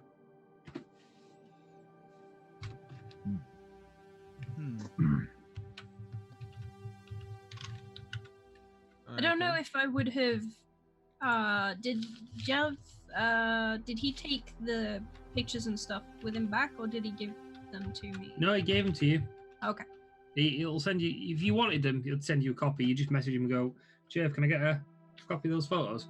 Ding. Delete the fifth one in. I'll basically, if Paz seems even the slightest bit interested in what I've been saying, be like, would you like to see picture? Yeah. Yeah, sure. I'll show the first one. So, and this is the one where it shows some dead bodies, and they've got clawed hands, and they have slightly insectoid features around the face. It's sunken in, and it's like mandible-ish things. Yeah. Well, not like predator mandibles. Let's not fuck around Yeah. here.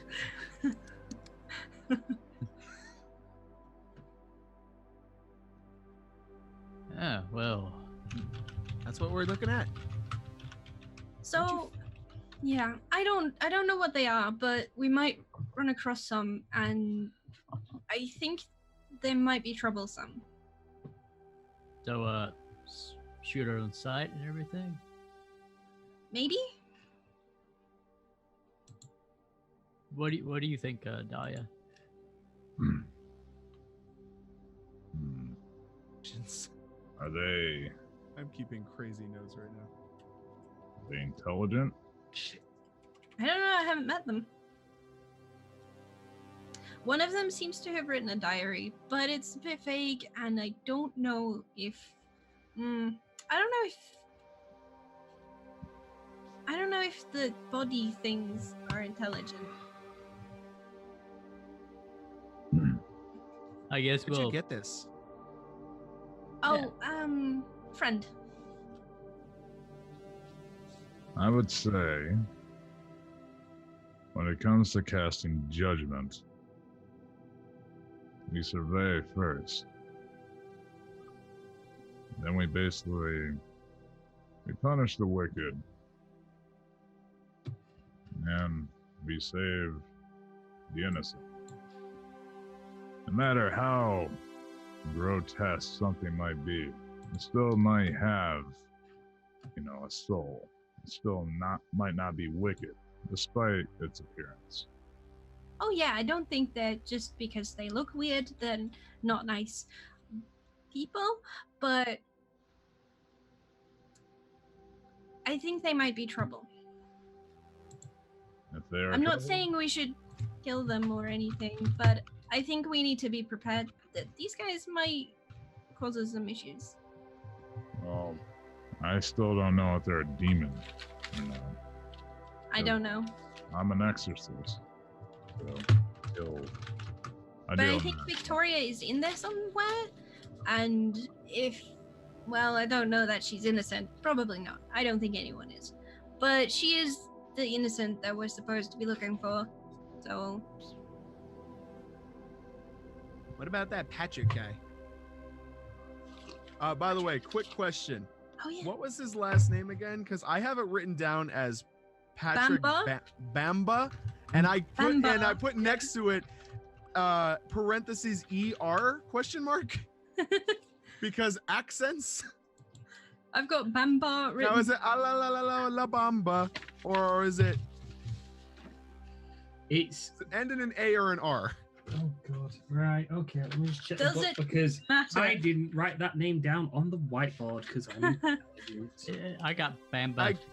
I got Bamba too, but I'm not sure. I wrote it down with an it- R at the end, but I don't know. Okay, I wrote both. That's the characters. Cast the Cheshire characters. got the big gun, right? Like the guy gave you a gun. Yeah, I don't know if I would have it with me. So Brad, does Cheshire Bambra. Oh, okay. Wow, that's weird. I think we're both a little wrong there. Mm-hmm.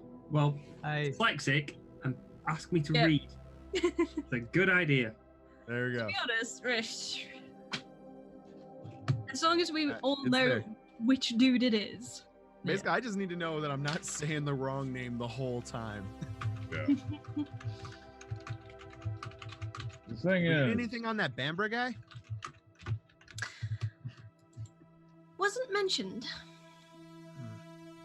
But it's the necklace we're supposed to find, and well, I don't know.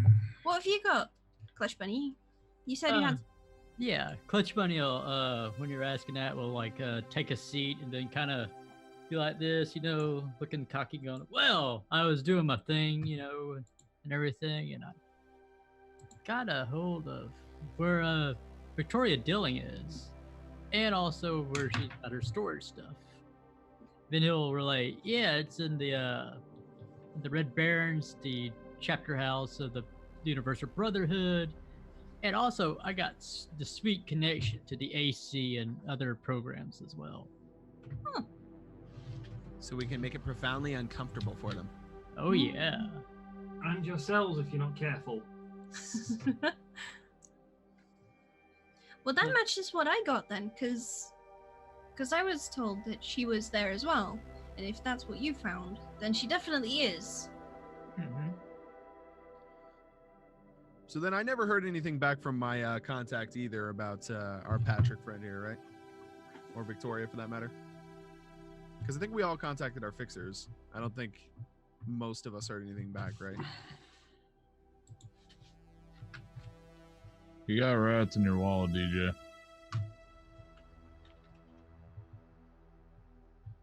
Rack? On the floor. I'm still here. All right. So we never heard back from, or at least I never heard back from my fixer. Which fix was it? It was the troll. No, he hasn't come back to you. He said he'd look into it, but if they don't come back to you, you know, Yeah, he ain't you've got How about the crow All right. father?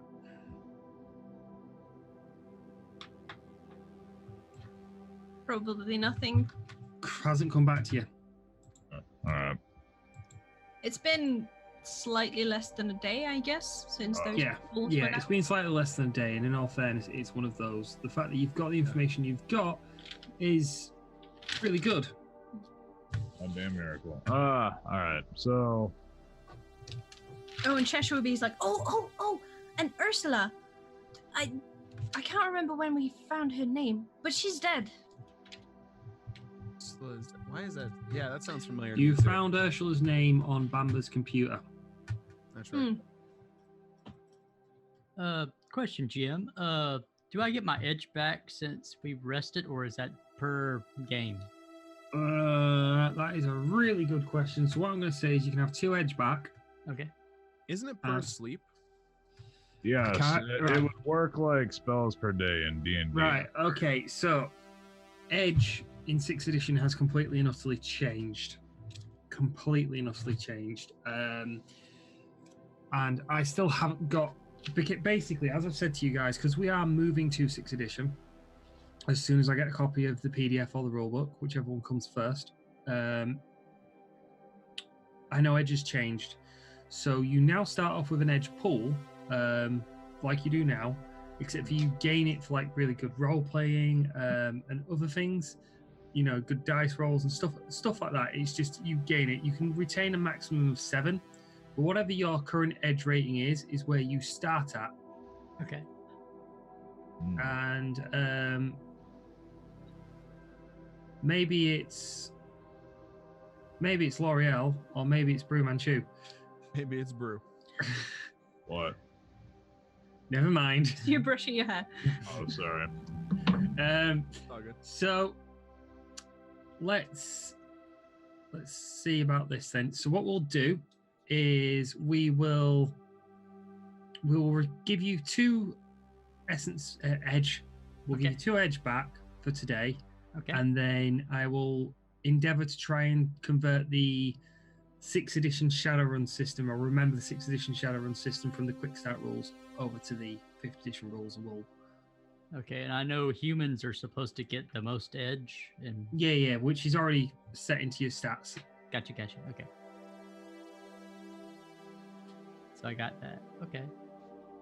So yeah, he'd Clutch Bunny will like tell, and then like take another sip, open another toy calf and drink it. You're going to give yourself a heart attack, boy. So then what? Do we go investigate the Universal Brotherhood? I mean, Seems the next place to right. start. Just to give you Let's leave. guys some hints, okay, and to be nice. While Clutch Bunny has gone around and gathered some data, yeah, I will give you a map of the Universal Brotherhood, yeah? Okay. So you understand the layout and the looks of the general area, yeah? So you've got a layout of the building. You know there's a basement, but it's not marked out particularly well. You know that there is the front floor, which is the meeting room. There is then a room above that, a floor above that, sorry, which tends to be like more private worshipy rooms. And then above that, then there's some things that look like they could be offices, and there's 2 floors of them. Yeah. And then if I remember correctly, yeah, from was it Bunny's or Cheshire's moments there, which I assume they probably would have relayed to all of us, that they directly mention the Universal Brotherhood. I think it was Chesh's? Yeah, the Brotherhood was mentioned. The Brotherhood's been mentioned by Bamba's PC when Clutch Bunny hacked it, and Jerv has mentioned that the Universal Brotherhood are a thing. Really seems like this all comes back to them. I mean, and then spirited away in the middle of nothing. She went to the Redmond branch. I mean, this can't be for nothing, right? Yeah. So should we bother extracting her if she's in trouble, or just worry about the necklace?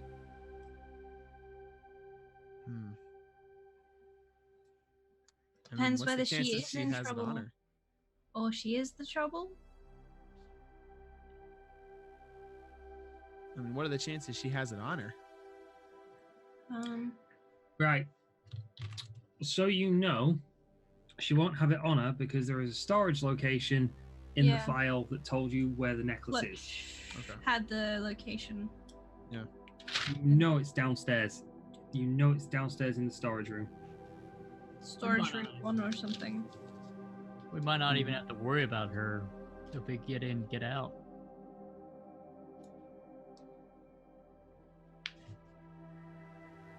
You'll save all those who are able to be saved. Paz will just point at Dahlia and just nod.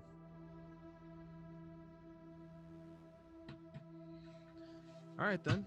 Right. Universal Brotherhood? Yeah. Show of hands?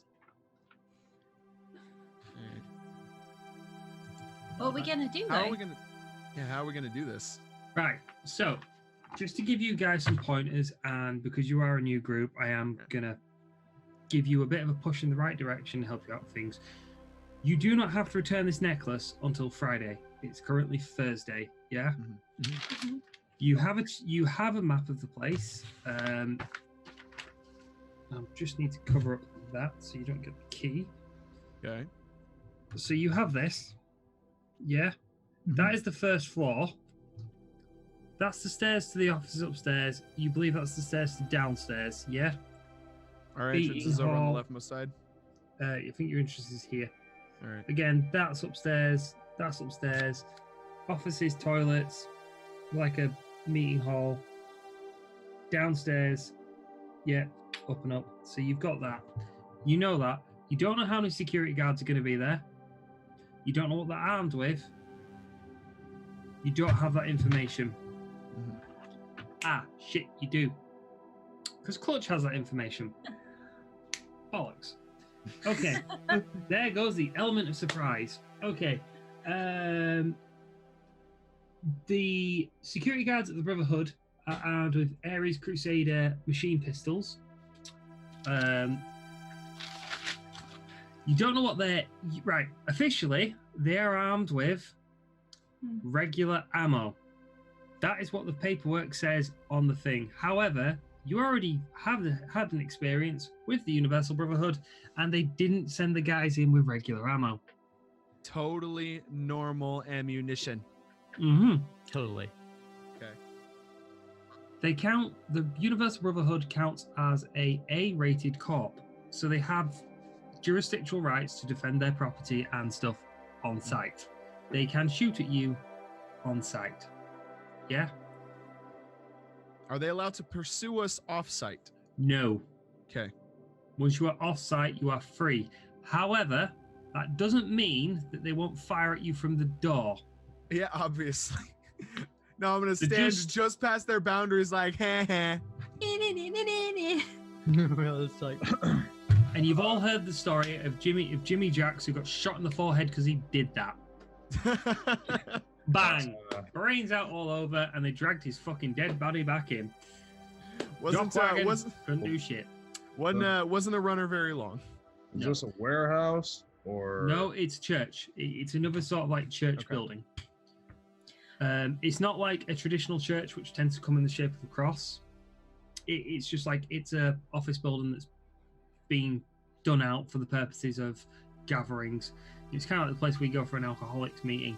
I thought they were called pubs, but hey yo. Would Cheshire know if he could pass as just a person who belongs there?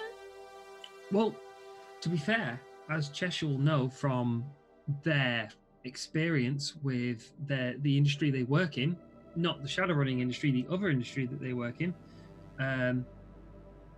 there's a lot of... Do you want to tell the viewers what the other industry is you work in? Because I can't really do this without explaining this. So Cheshire, when they're not doing shadow running and faffing around with their cats, also sort of maybe just occasionally works as a bit of a prostitute. So Cheshire is a sex worker. Yeah. And as Cheshire have known from girls around the local beat and some of the escort girls who she's worked with, done the double dates, the stupid wanker fucking finished in 5 minutes. We had no fun, but he paid as well, so we're off out on the piss. That sort of thing. The Universal Brotherhood takes anyone. Anyone. They will bring in the homeless. They will bring in the working girls. They have no qualms. They offer the power of belonging to all. And a lot of working girls have gone and stopped working and just now work at the Universal Brotherhood, not as their previous profession, but as, priests or secretaries and stuff, finding that they found a better life, that they no longer need the drugs that they need, they feel like they belong there. Like any cult. Yeah. So it seems real nice on the sort of on paper.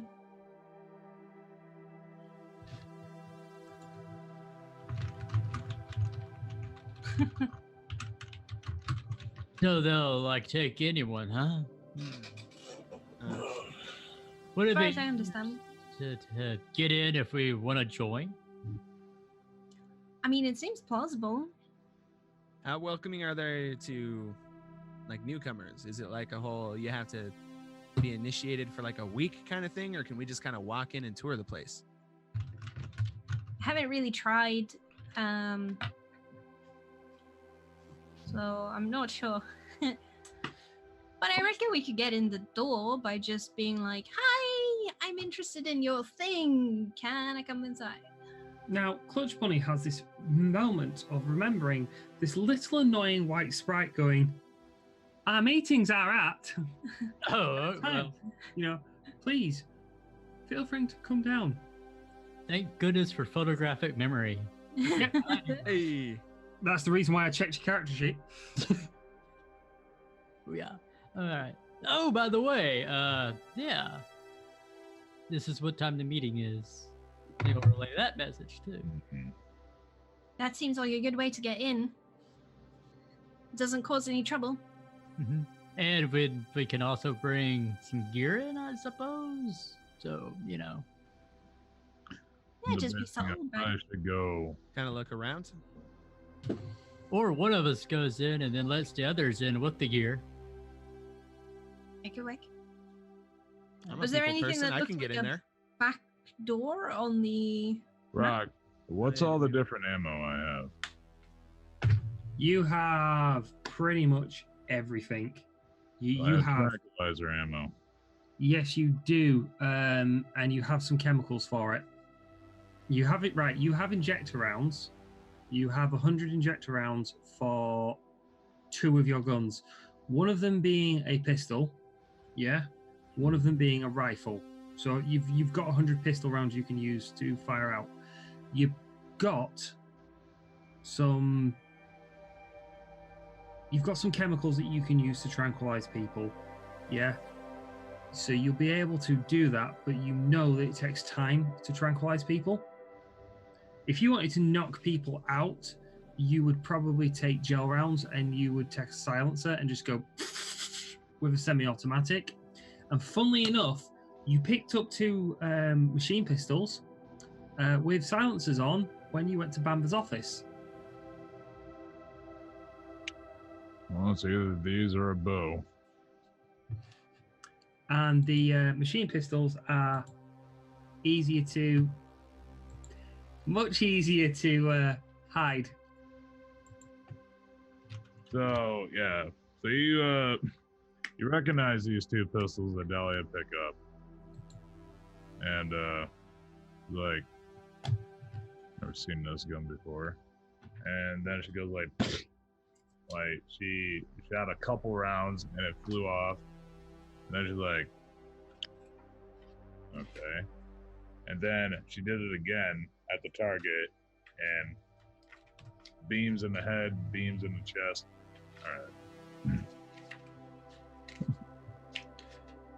Give me a moment, guys, and I'll actually tell you the stats for those guns because I have them here somewhere. Okay, I can use these now.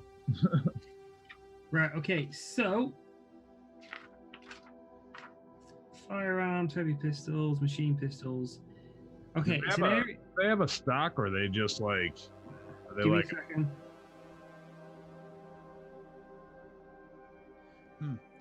But offer his weapon for Okay, so it doesn't have a stock, but it does have a gas vent recoil system to help reduce recoil. They do have a inbuilt smart system. Yeah, so you can plug the wire into the gun, plug it into your glasses or your data jack in your data neural interface for Clutch Bunny's case, and you can get readings to help you fire, which will give you a +2 to shoot.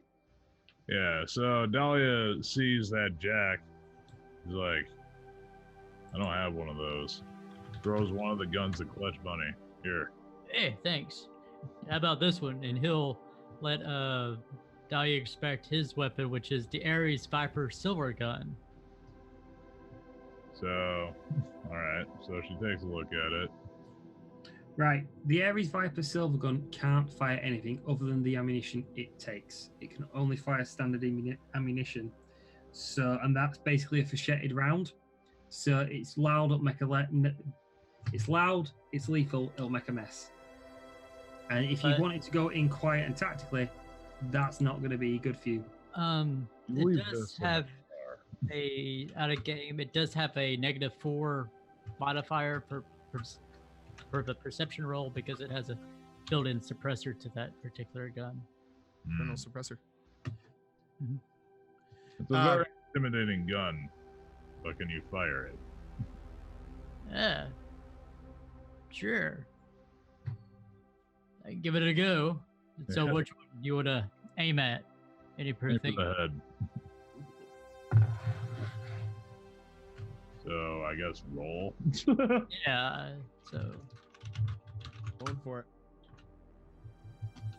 So. Are we shooting at the test dummy? Right. Okay. Practice dummy. Who's shooting at the test dummy? Clutch Bunny shooting at the test dummy. Right. Okay. Let me see. Roll 20. Clutch Bunny's character sheet. Skills. Okay. Combat skills. Pistols. What are you firing with? It will be the. Where's my? I was on the thing with it, but it's the Ares. So you're firing. Are you firing? Are you firing the Ares Crusader, which is the machine pistol? It's the Viper silver gun. Right. Okay. So you just want to go on main page. Okay. And you just want to roll that top one. So you weapons, Ares Viper. It'll say BF because you've set it at burst fire, and it tells you it's 5 dice. You just roll it. Okay, I want to put on single shot, so not the waste. Well, let's. Is this a noisy gun? Oh yeah. Oh yeah. As soon as he does, wait, he has a muzzle on it, right? Or a suppressor? Yes. Internal suppressor, yeah. Still makes a bang though. So for the record, guys, when you fire a gun with a silencer, you still have quite an amount of noise. You never truly silence a full gun. The closest you'll get to having a full silenced gun is the World War II Welrod and Welrond Yeah, I know that. Yeah, I know what you're talking about. Basically, it's the way the firing mechanism works. It just So normally the gun would sound like. This one just sounds like. The thing. About right. No And successes. go to 0. Oh, I should have So, And now a hole in a book. no, please tell me you didn't shoot a hole in my book. oh no.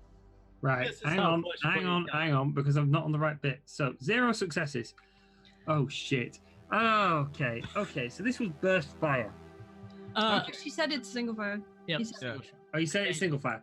That's the good news. Thank God. So you're there, and you're just like, you've never been so nervous holding your gun in your hand in your life. Yeah, and literally, as you're all stood round, yeah, you're taking aim. You pull back the trigger. You've done all the safety stuff, and then you hear the door go, and you go, "Ah!" and the bullet shoots and hits the side of the door as a nun walks in, goes drip white, and just closes the door. You almost shot a nun. Sorry. Dahlia just walks up to you, grabs your gun. Can Cheshire tell though how many times has Dahlia almost shot a nun Pop. while being here? Well, Many. let me just check your character sheet, Cheshire. Let me just check your character I sheet. hate when gun anxiety happens and you know. Okay, I want you to roll me. And Clutch Bunny is I need very to happy check that the- none body I'm got just looking for something for perception.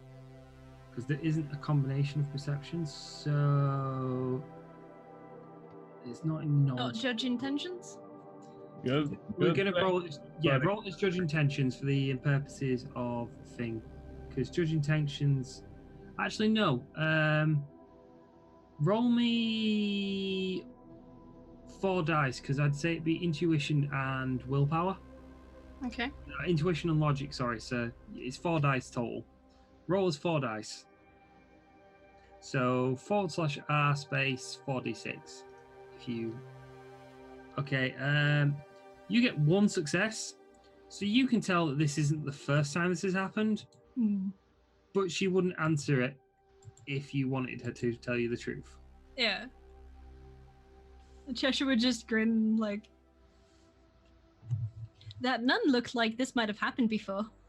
It might have happened on occasion. Like when I first got here. But Dahlia grabbed Clutch Bunny's gun and did a 2-tap, 1 to head, 1 to chest. 2 success. Yeah, I'll let you have that. Considering you're firing at a target that's stationary, it's not really hard. You ever shot that thing before? No. A pause I'm a looks bit- at Clutch Bunny for that one. I'm a bit better when they're moving, if you know what I mean. He's trying to save some face, of course. Yeah, me too. If me you too. want to judge intentions to see how much bullshit they're saying, please do so now.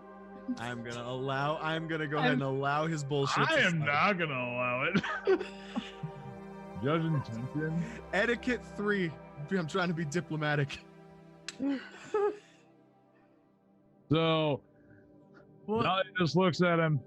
Mm-hmm. Hands him his gun. Cheshire's like, "Oh." Appreciate it. Be nice, Dahlia. Now, Clutch for the Bunny is record, friend. guys, for the record, Clutch Bunny has a direct neural interface being a decker, yeah? Which means any smart systems on a gun, Clutch Bunny can interface with. Which means Clutch Bunny might be better with given be better getting a pistol with a smart gun system in it, because you know what? She gets +2 dice to aim with, and it would be Yeah. really helpful because it tells her range, windage, stuff like that. She can poke around the corner and see with it with her cybernetic eyes or goggles, depending on which one. Goggles, because they plug into the goggles. But it's there. You realize that giving her a live gun and this is probably not going to be the wisest of ideas. Yeah. So it's like after he does that, and like Dahlia called his bullshit, he's like, here, try this gun. All right. Trade the machine pistol. Yeah. Did that have a smart link? Yeah, the machine pistol has a smart link. However, Clutch Bunny holding a machine pistol, you can tell that he's just, straight away, it's just, how the fuck do I which button familiarity. Familiarity of holding a new style of gun. If you're out passing guns around, you'll find that if you hand clutch a revolver, it knows how to handle it. Any form of Beretta style pistol that, magazine goes up, slides, she knows how to handle it. He knows how to handle it, sorry. And it works. It works perfectly fine. But the moment you go onto machine pistols and rifles, Clutch doesn't know how to handle them quite like, she knows the rough, you get the finger in the trigger bit, but trying to find how comfortable to hold it, and it just doesn't work for him. The gun that Yell gave me, I don't think Cheshire would actually be very good at using that. Let me just check. That was a revolver, right? I think, in fact, it was a revolver with a smart link. Yeah. Revolver with a smart link. No, you wouldn't be, because you're -1. Yeah. So Cheshire kind of watches this interaction and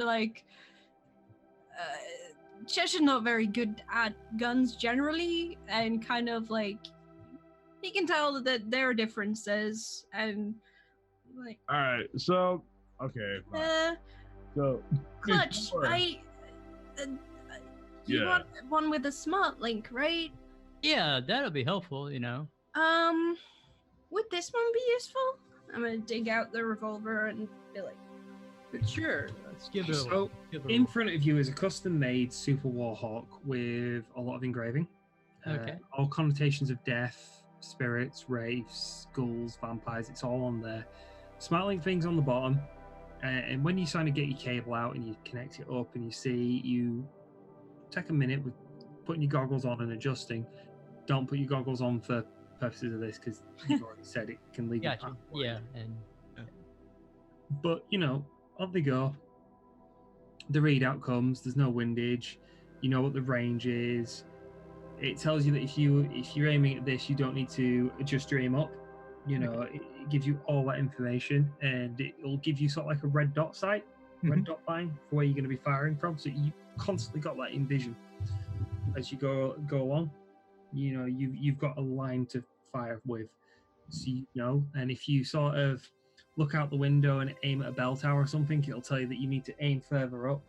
You can crouch down, do that, and it gives you all that information. Nice. And it tells you what chamber is chambered with what's in. It currently says empty 7 times.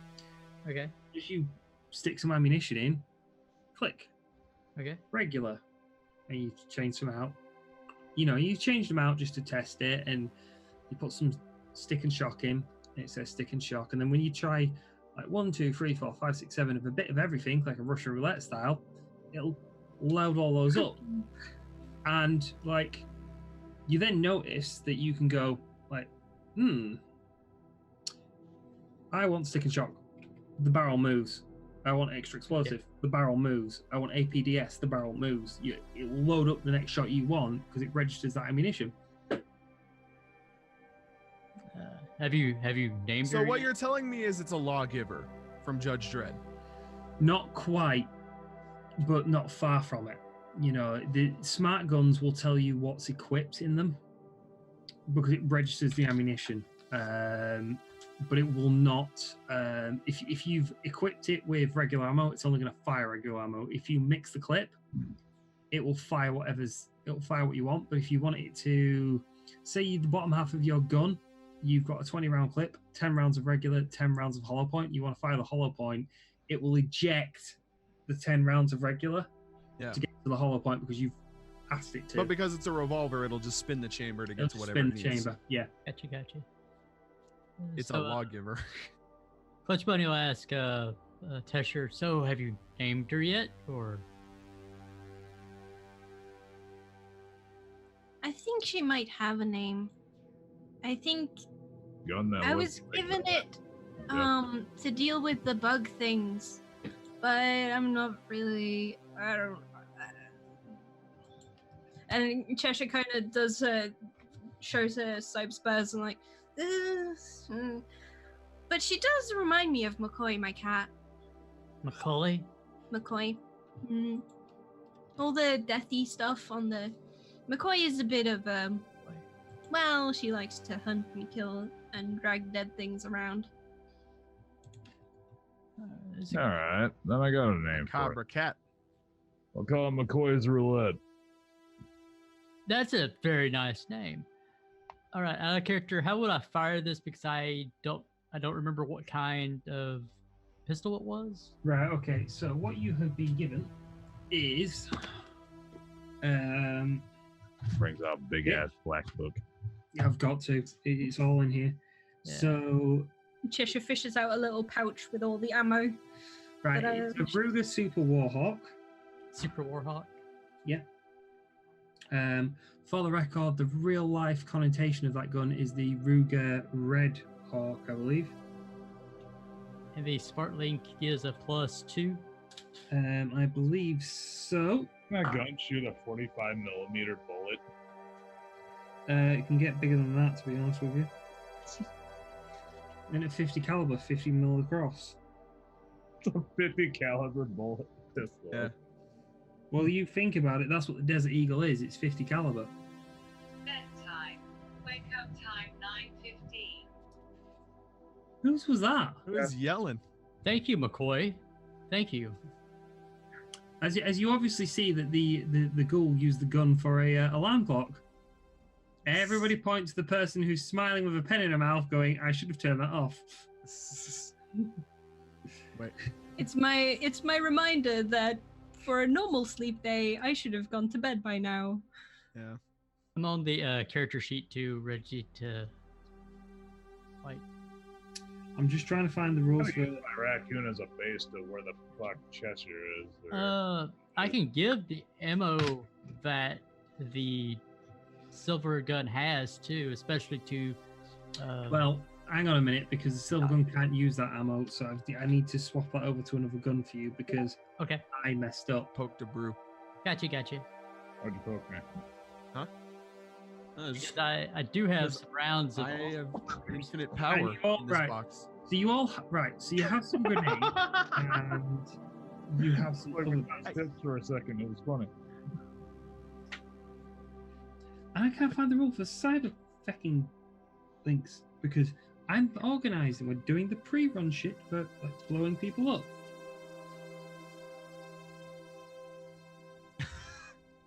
This In my head, I'm absolutely seeing Cheshire is just crouched behind a desk, looking at this exchange that way. We all can just be assholes and just look Right. at Rack as he's looking. smart links do give a +2 to hitting. Yeah. Okay. So that's the good news. That is confirmed. I'm glad a Smart League doesn't do a +2 to missing. It It would be a really bad modifier. You can then, for free action, cycle ammunition as a fifth edition rules. Right, the stats on the gun are Ruger Super Warhawk, accuracy 5, damage 9, Oh, 5. Okay. damage 9p, so it's 9 physical damage. Okay. It is AP -2. AP -2. Okay. It is single shot. You can't fan it. You can't do those little tricks with this. It will break your wrists. Okay. It is a 7-shot cylinder. So 7-shot. Okay, hold on for just a minute. You should just take a picture on your phone and throw it in Discord? That's not a bad idea. Yeah, that was Should, but unfortunately, I've changed What the stats as page well. is it on? The On page 426. core rulebook. Yeah. Yeah, I get okay. this. I can get this over to V. Okay. No problem. That'll work. Well, Because now it's not letting me add MO or whatever. we'll worry about that in a bit because we've only got an hour left, and we're still you guys are still prepping for this run. Okay. So this was a Taurus Omni. What was it? Yeah, Super Warhawk. fuck it. I'm just gonna send you one of these. Okay. So, I'll bring up mine as well. Brew, you get a phone call. V, I got a little something coming your way. in Oh? Discord. Oh, Dahlia, sorry, you get a phone call. I don't know what this brew person is, but okay. So you get, yep, I know. So you get a phone call from the Red Queen. Yeah. You hear gunfire in the background. You at the shooting range? No, how far are you out? I'm still at the church. Get here. And you hear more shooting. All right, I'm on my way. Okay. What do you do with that information? Did Cheshire hear any of that? If you were close enough to hear it, and Dahlia says you heard it, you heard it. What you heard was gunfire, and then me hanging up, grabbing my sniper rifle, grabbing some pistols, some throwing knives, some grenades. You see her rushing round. You don't need to judge intentions for this. You see her rushing round doing this. So if you want Cheshire, to, like, now Cheshire, you do see there is another rifle on the wall. Yeah, something you can actually use. A little bit more firepower, not a little bit more firepower than what you've got, but it's something that you can just go around and go. Yeah, as soon as, like, before Dahlia leaves with all of her shit, she's like, if you see a gun that you think you can use, take it. does it has a smart link? Yes, it Okay. does. Even though Dahlia doesn't use them, these are just all, like, gun trophies, basically. Catch-alls. I see. So she doesn't actually use smart links, just all of her guns do have them. So. And Dahlia will give you the access codes to use said guns. Could I look around to see if there's anything like maybe like a less than lethal option? Maybe some concussion grenades or maybe a non-lethal. There's two. weapon? Right. Well, there's boxes. You've got ammunition. You have ammunition for your guns. Paz that is non-lethal, so your guns can be loaded with that. As long as you're firing the same type of gun, it'll convert across. I don't know if I have shock L rounds? batons. You can have a shock baton or a shock wand. Ooh. I need to add a ranged weapon to Cheshire Sheet, and I don't know how. I have one added. It's the Ruger? Well, I am Um, god awful with. No, I know it's. I know. I think I know how it's. I mean, are you even good with a gun? No. That's why I'm looking. Do you have anything about that I can like? throwing? Do I have anything I could throw? Cheshire digs out of her pouch. I got these. A bunch of. Some of them are smoke grenades, and some of them are paint grenades. All right. Those look like fun. Mhm. Ah, hell yeah. She will take whatever is offered and just kind of stow them. She'll actually stow them in her messenger bag because she always carries one around her back. You can get. I'm pretty sure I got some flashbangs and concussions. Fuck yes. I don't think a shock grenade exists. Not yet. It doesn't. Rack. I'm just trying to sort out what I've done wrong on your character sheet. Okay. Well, if you untick melee weapon, you can add a ranged weapon. Mhm. Look at.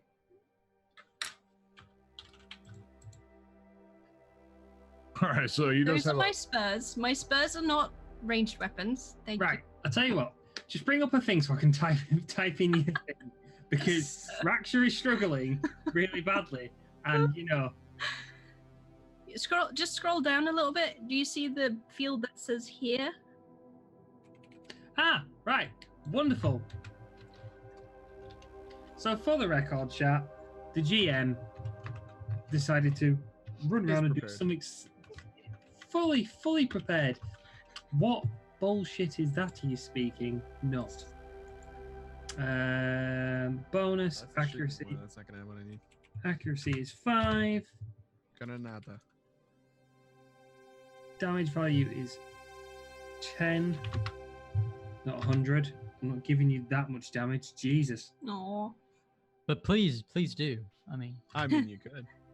I could, but I'm not that helpful. Damage value is not that either. Jesus. I found grenades. Cool. So it's semi-automatic, burst fire, and full auto, and it's that one. Recoil. By the way, how Don't much have of these grenades do you have on hand? Do you have like? I would probably have a 3 couple of of each. each. Yeah. 3 of each. Yeah, and you got 3 from my shit. So, All right. 3 of each. So altogether, between hers and mine, you have a grand total of 12 random fucking grenades. It's 3 paint grenades, 6 smokes, and 3 flashes. No, you have 3 paints, 3 smokes, 3 flash, 3 concussion. And I have to say this. Smoke 'em while you got 'em. Yeah. No, wait, don't pull Now, that yet. if I can make a sleep bomb, that'd be awesome. Oh, Right, we are gonna well- I make think that we have happen. time for that. Well, you do have that big box full of chemicals of tranquilizers. Oh, all right. Then You do have It grenades. seems like a safety hazard. so he sees you. He sees Paz, or she sees Paz. All right. All those grenades. And I'm like, right, pacifist. Grabs a crate of chemicals and a shock baton, throws it to Paz. I can't believe I'm saying this. Get into the, what is it, the bunny wagon? I don't know. Get in the car. yeah, let's bounce. Hell yeah. Okay, so you go driving to a warehouse not too far from the church, far enough out that it's on the edge of the area that you're providing, far enough out that the local Lone Star do not go here at all. They've been called out for shootouts before. If they ever do turn up, there is 100+ officers turn up. It's one of those. Very, very rarely do they turn in. There is a 1 in 100 chance that they will turn up. It's that kind of like, they know not to fuck with whatever is here. This is the So- only place that the Red Queen can really do business because nobody actually comes here for illegal black market weapon stuff. You We're not hear- gonna talk about it. As you roll up, you hear the gunfire. Yeah? Right. So it is literally a warehouse. It's very similar to how you walked in to the previous one. I'll just give you a quick. Bay door. Bracket. As we're getting there, Cheshire would be asking Dahlia, what are we expecting? Gangs, a lot of gunfire, and a lot of death. And as she's talking to you guys, she's taking smoke bombs. She's taking her smoke bombs, mixing chemicals together. You see her in the Right. back just doing this. So there is a shutter bay door here, which has a small door to go into. These little lines are basically racking. There will be some more boxes around places for cover. The toilets are over there, as you well know, and the office is up there where the Red Queen tends to reside. All right, and they're inside. The gunfire's on the inside, or is it out? The gunfire's on the inside. Do we see anything that might be a sign of vehicles of a gang that we recognize? There is some cars parked outside very neatly. There's about 6 cars parked outside, 3 of which Dahlia recognizes to be something the Red Queen uses. and basically down the side of one of the cars, it just says RQ Industries. Dealing with 12 people. You don't know. You could be dealing with less. The big cars. It all depends if it's SUVs. So Dahlia just says. You Maybe. know the Red Queen always has people on hand. Yeah. You know she can guarantee she'll have a minimum of 4 people with her. Minimum. Maximum, you'd say on a deal that she doesn't feel safe on, there will be 8. All right. So you don't know how many's in there on her side. You don't know how many's in there on against you, but you know that you're going into that. Okay. That is here. These are for you. What'd you give me? She turned your smoke bombs into sleep bombs. Ooh. Bear in mind that if you fire all of them off, you Can overdose. Can't overdose somebody on you. Yeah, Dahlia would know if you threw off all of them, you can do that entire room. If you threw all of them into, if you spread them out, you can do the entire room, not the entire room out. Mm-hmm. Or if you spread them off into one section area, you can take someone out completely. Yeah. These are very highly potent. So that means do not fire them all off at once. You can actually make somebody comatose. However, that's only for you. I am not going to save everyone. So protect who you can. Right. Now, I need to get on a roof. Are there any open doors? Before you get on the roof, Dahlia, Yep. you know this area. You know that she's boarded the windows up, that it's all up. It is all up. You'll be able to use thermographic vision, but you will be able to see very little in there. You know this is more of a breach and entry situation than it is a step out the range thing. And you do have an assault rifle. All right. So she probably gets on the roof, looks in there, sees the gunfire. Shit. Wait, so did you leave us at the front door and just climb up onto the roof? No, she hasn't left you yet. Oh, okay. I will just add in AK-97 to your things. Accuracy 5. But no open doors that we can see. Just gunfire from inside. Yep, just gunfire from inside. Fire 4.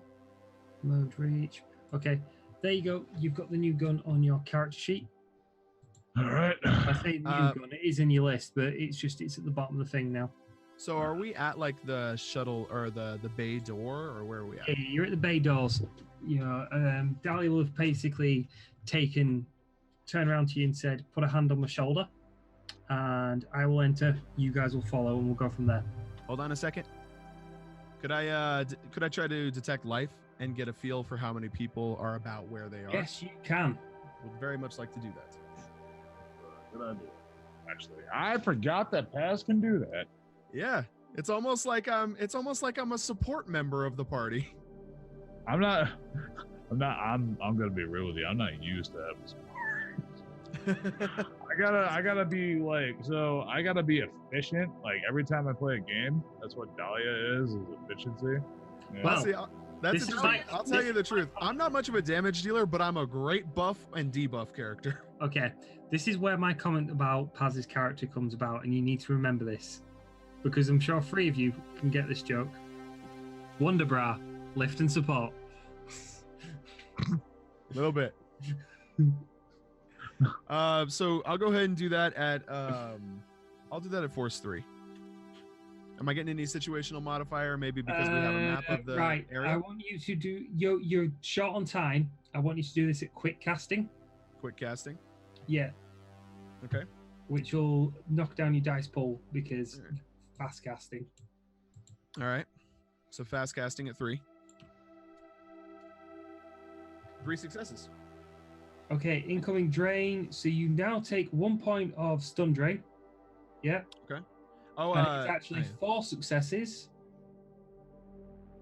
Oh, no, we're going to say 3 because I actually don't know how magic works in the new system because I haven't read those rules yet.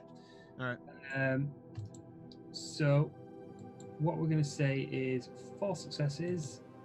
3 successes. Yeah, 3 successes. You see, there is. And so I now have 1 wound and stun, by the way, right? Yeah. Okay. You see 5 people alive in the building.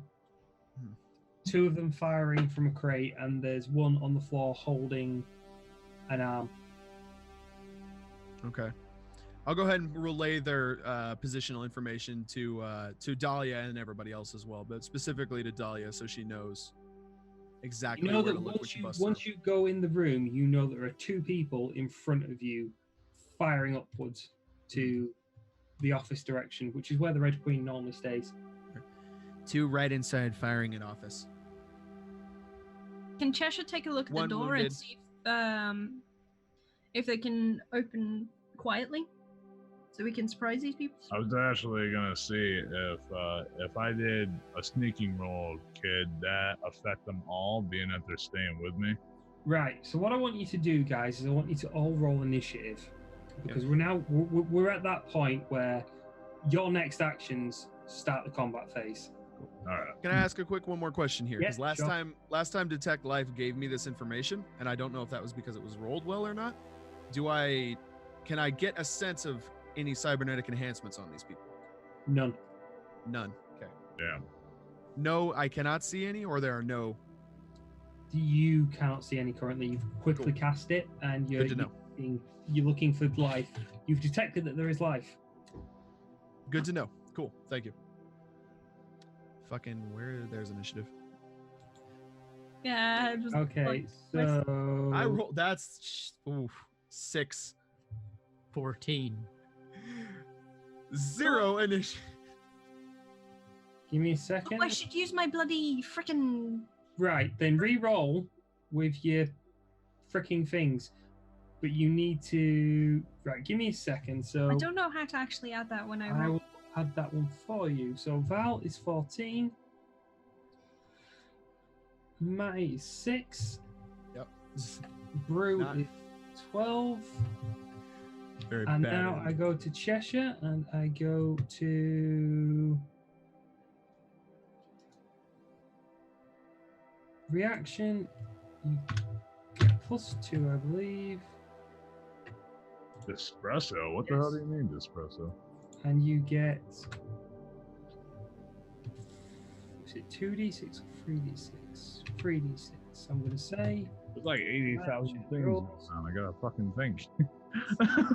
Right, you get an initiative of 18, Cladbus. Yeah? Yep. And they're /R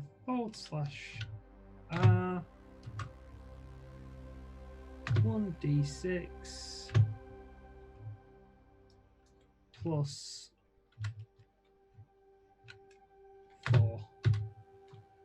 10 and 9. Okay, so we're going to take this in order. That plus you're going first. Okay. Does it look like I should open the door quietly? It's a metal door, you would know about trying it. Okay. I'll. If you want to try and open it quietly, give me a sneak roll and I'm looking for 5 successes for you to open that door quietly. What's this music? Holy shit! What? I don't know. We can't hear the music. Yeah, I made sure that we couldn't hear the music because it gets very, very distracting for us. You get the door open quietly. That is your action done. Yeah, that brings you down to 10. So the next one on the list, Clutch, what are you doing? I'm gonna sneakily as I can, like, peek my head in to see what's going on.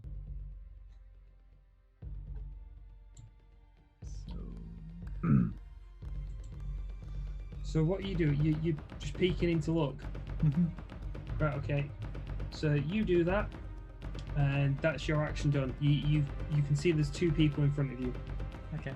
Do you have to turn SmartLink on as an action? Automatically on, because I'm presuming that Clutch Bunny will have automatically attached it and it's ready to go.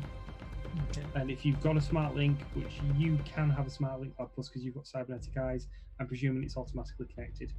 Okay. Goggles. And the gun will have a smart link. Yep. Okay. Dahlia, what are you doing? Who's in there? Josher? Or not yet? No one. The door's open. Clutch is kind of slightly in your way, but you'd be able to get in. Maybe take a shot. I've just very gingerly opened the door. That was my. Sorry, moth. Like at the side, kind of. He's not like exactly in front of the door, but just kind of. How far is the door open? It's fully open. Fully open. So then Clutch is like on the side, so he's not like exposed like fully, if you know what I mean. Mm-hmm.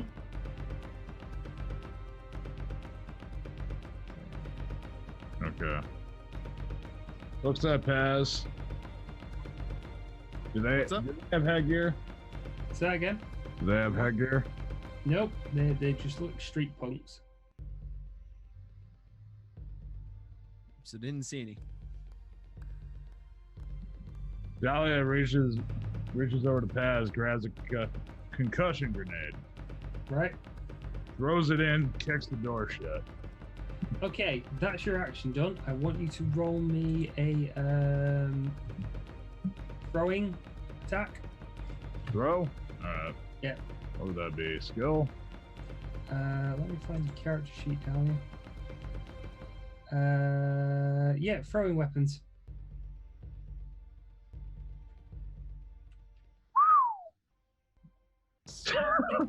Six successes when you take away the physical limit. So you've done really well. The grenade goes in, it lands at the front of it, at either side of them. Yeah. You slam the door shut. For the camera purposes and for everyone watching, these 2 guys firing away.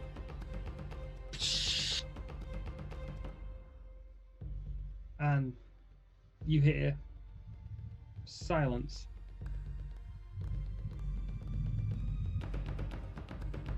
Shooting stops. They know we're here now. Yep. I guess it's always important to make an entrance. You get a message, Dahlia. Mm-hmm.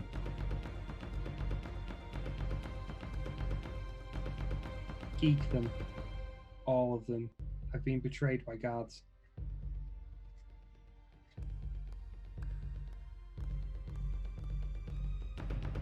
Who's this by? Red Queen or the Red Queen. There's only one person to message in this situation. They all been betrayed by God? Betrayed by guards. Like her own personal security guards. So basically, anyone that's not her. Nail the motherfuckers.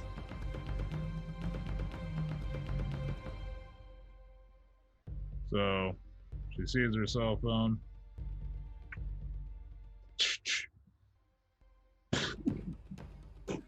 Kicks the door in and goes off in and does the job. Yep.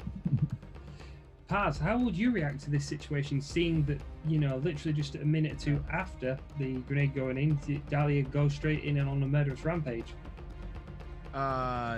She's gonna run in and just like grab her by the soul, like, Jesus, they were already done. They were betrayed. Yeah, I can see that. Are you still going to try and stop her from firing at these people? She'd have got 1, I'll give her 1, but are you going to stop her from firing at the others?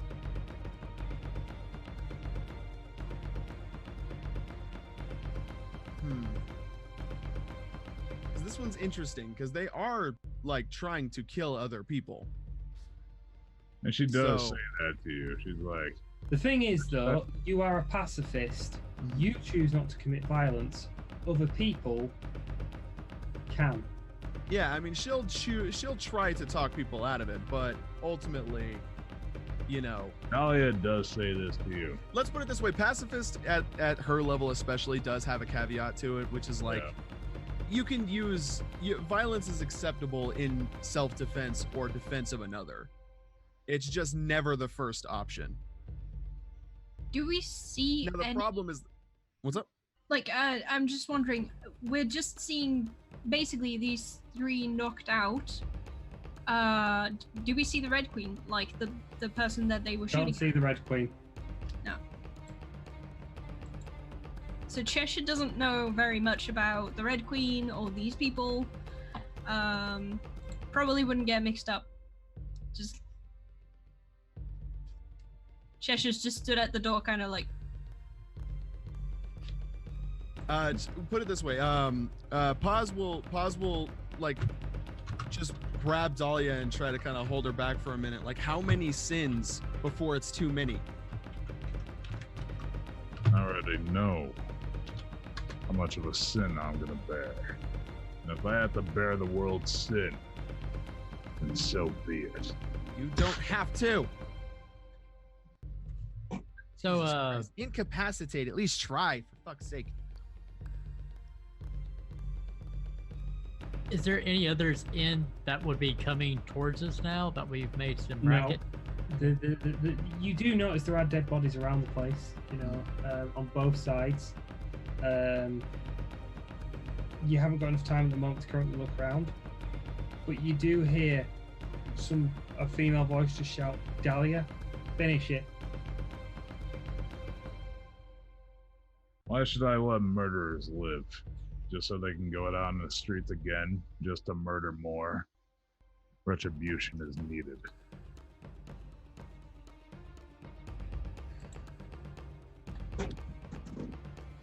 Cheshire just quietly says to herself, "Well, I hope I don't count on your list."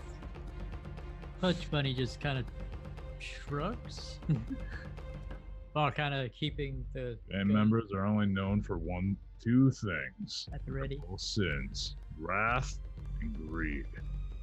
This is all about money, and they would kill for money. Therefore, they don't deserve to live. That's not your call to make. At that, Clutch Bunny kind of gets a little uncomfortable, kind of like, especially about greed and everything.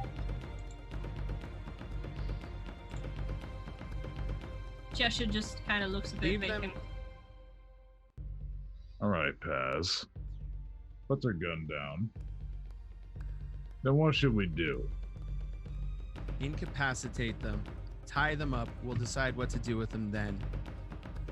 If they have to die later, I don't like it. But at the very least, give them a chance.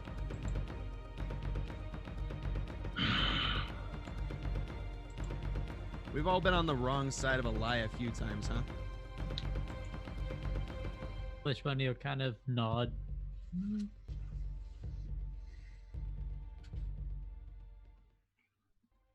Fine.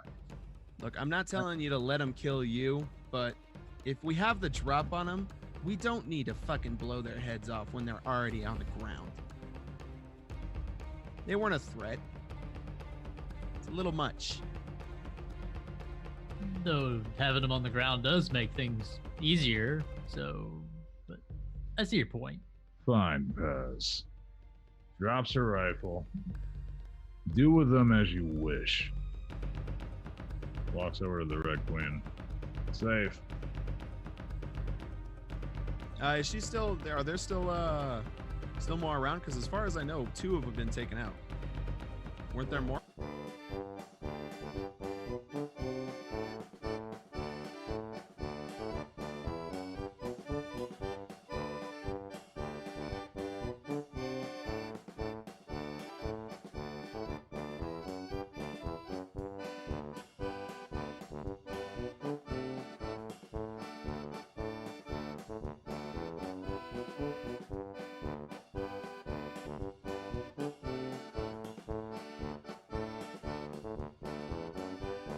Right, Matty, who are you? Yes. What do you do, and where can they find you?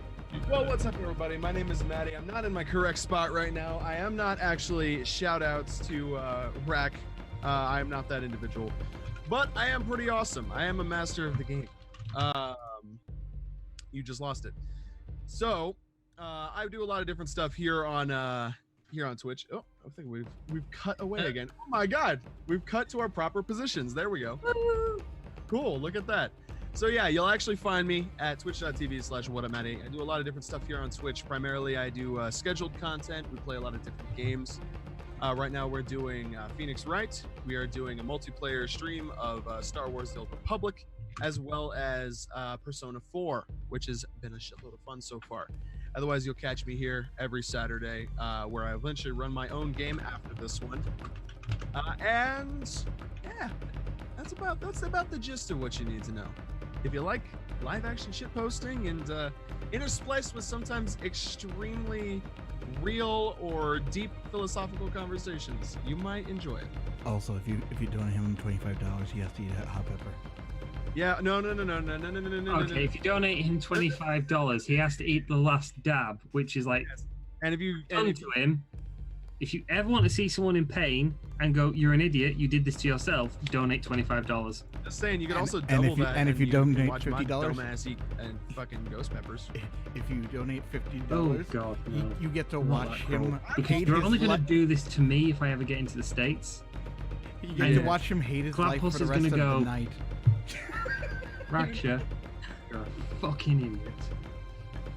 So, thank you so much. And then she's going to PM Matty and go, make sure you give him a double shot. I will. Yeah, I was gonna say, if you donated $50, you get to see him hate his life for the rest of the night. You know what? It's a lot of fun. I enjoy it. I won't pretend that I don't have some masochistic tendencies. But you get an endorphin rush out of it at the end, though, don't you? It's depression food for you. Oh yeah. So there is actually good bonus. You're saving Matty from being depressed by 1, giving him money, and 2, forcing him to eat hot food. True. Go help Matty. So yeah, donate $50 and blow out his asshole for his own good. And for the record, guys, I feel like it's been on me for a hot minute. Donations are cumulative. Right. Gladpuss, who are you? Where can we find you? What do you do? All right. I'm Gladpuss. Oh, surprise. I also go by Sue. That's my real name. So you can find me on Twitter, on Twitch, on Instagram, on probably other things I don't remember real well. I stream. I do art. I also do a bit of work for like accessibility advocacy and mental health advocacy. And sometimes on my stream we'll be talking about that sort of stuff, playing games, doing art. Yeah. Probably going to be doing some Talespire soon, which is pretty cool. It's a little... it's like if Roll20 was 3D and you got to build your environment with 3D assets and stuff. That's basically that, and it's very exciting. Okay, before we do V Fergie, we're going to do the invisible voice of Discount Bentham. Discount Bentham, where can we find you? What are you actually called, and what do you do? That's you, Dread. Well, I mean, you're gonna have to answer that yourself, Discount Bentham. You fucked nerd. Oh, come on, Dread. Actually tell him, because, you know, you actually are here. You are one of the people who helped make this happen when Comcast don't decide to, like, when I'm not entirely fucking up the stream by blasting out everyone's ears and changing the scene by accident, I am running a channel over at Dread Pirate Reynolds. That is twitch.tv/DreadPirateReynolds. And for right now, I've really only been doing multiplayer streams. It's with me and Maddie doing voiceover work with Ace Attorney. Phoenix Wright? Ace Attorney, yeah, where I play a variety of roles, but my favorite voice by far is Mr. Edgeworth.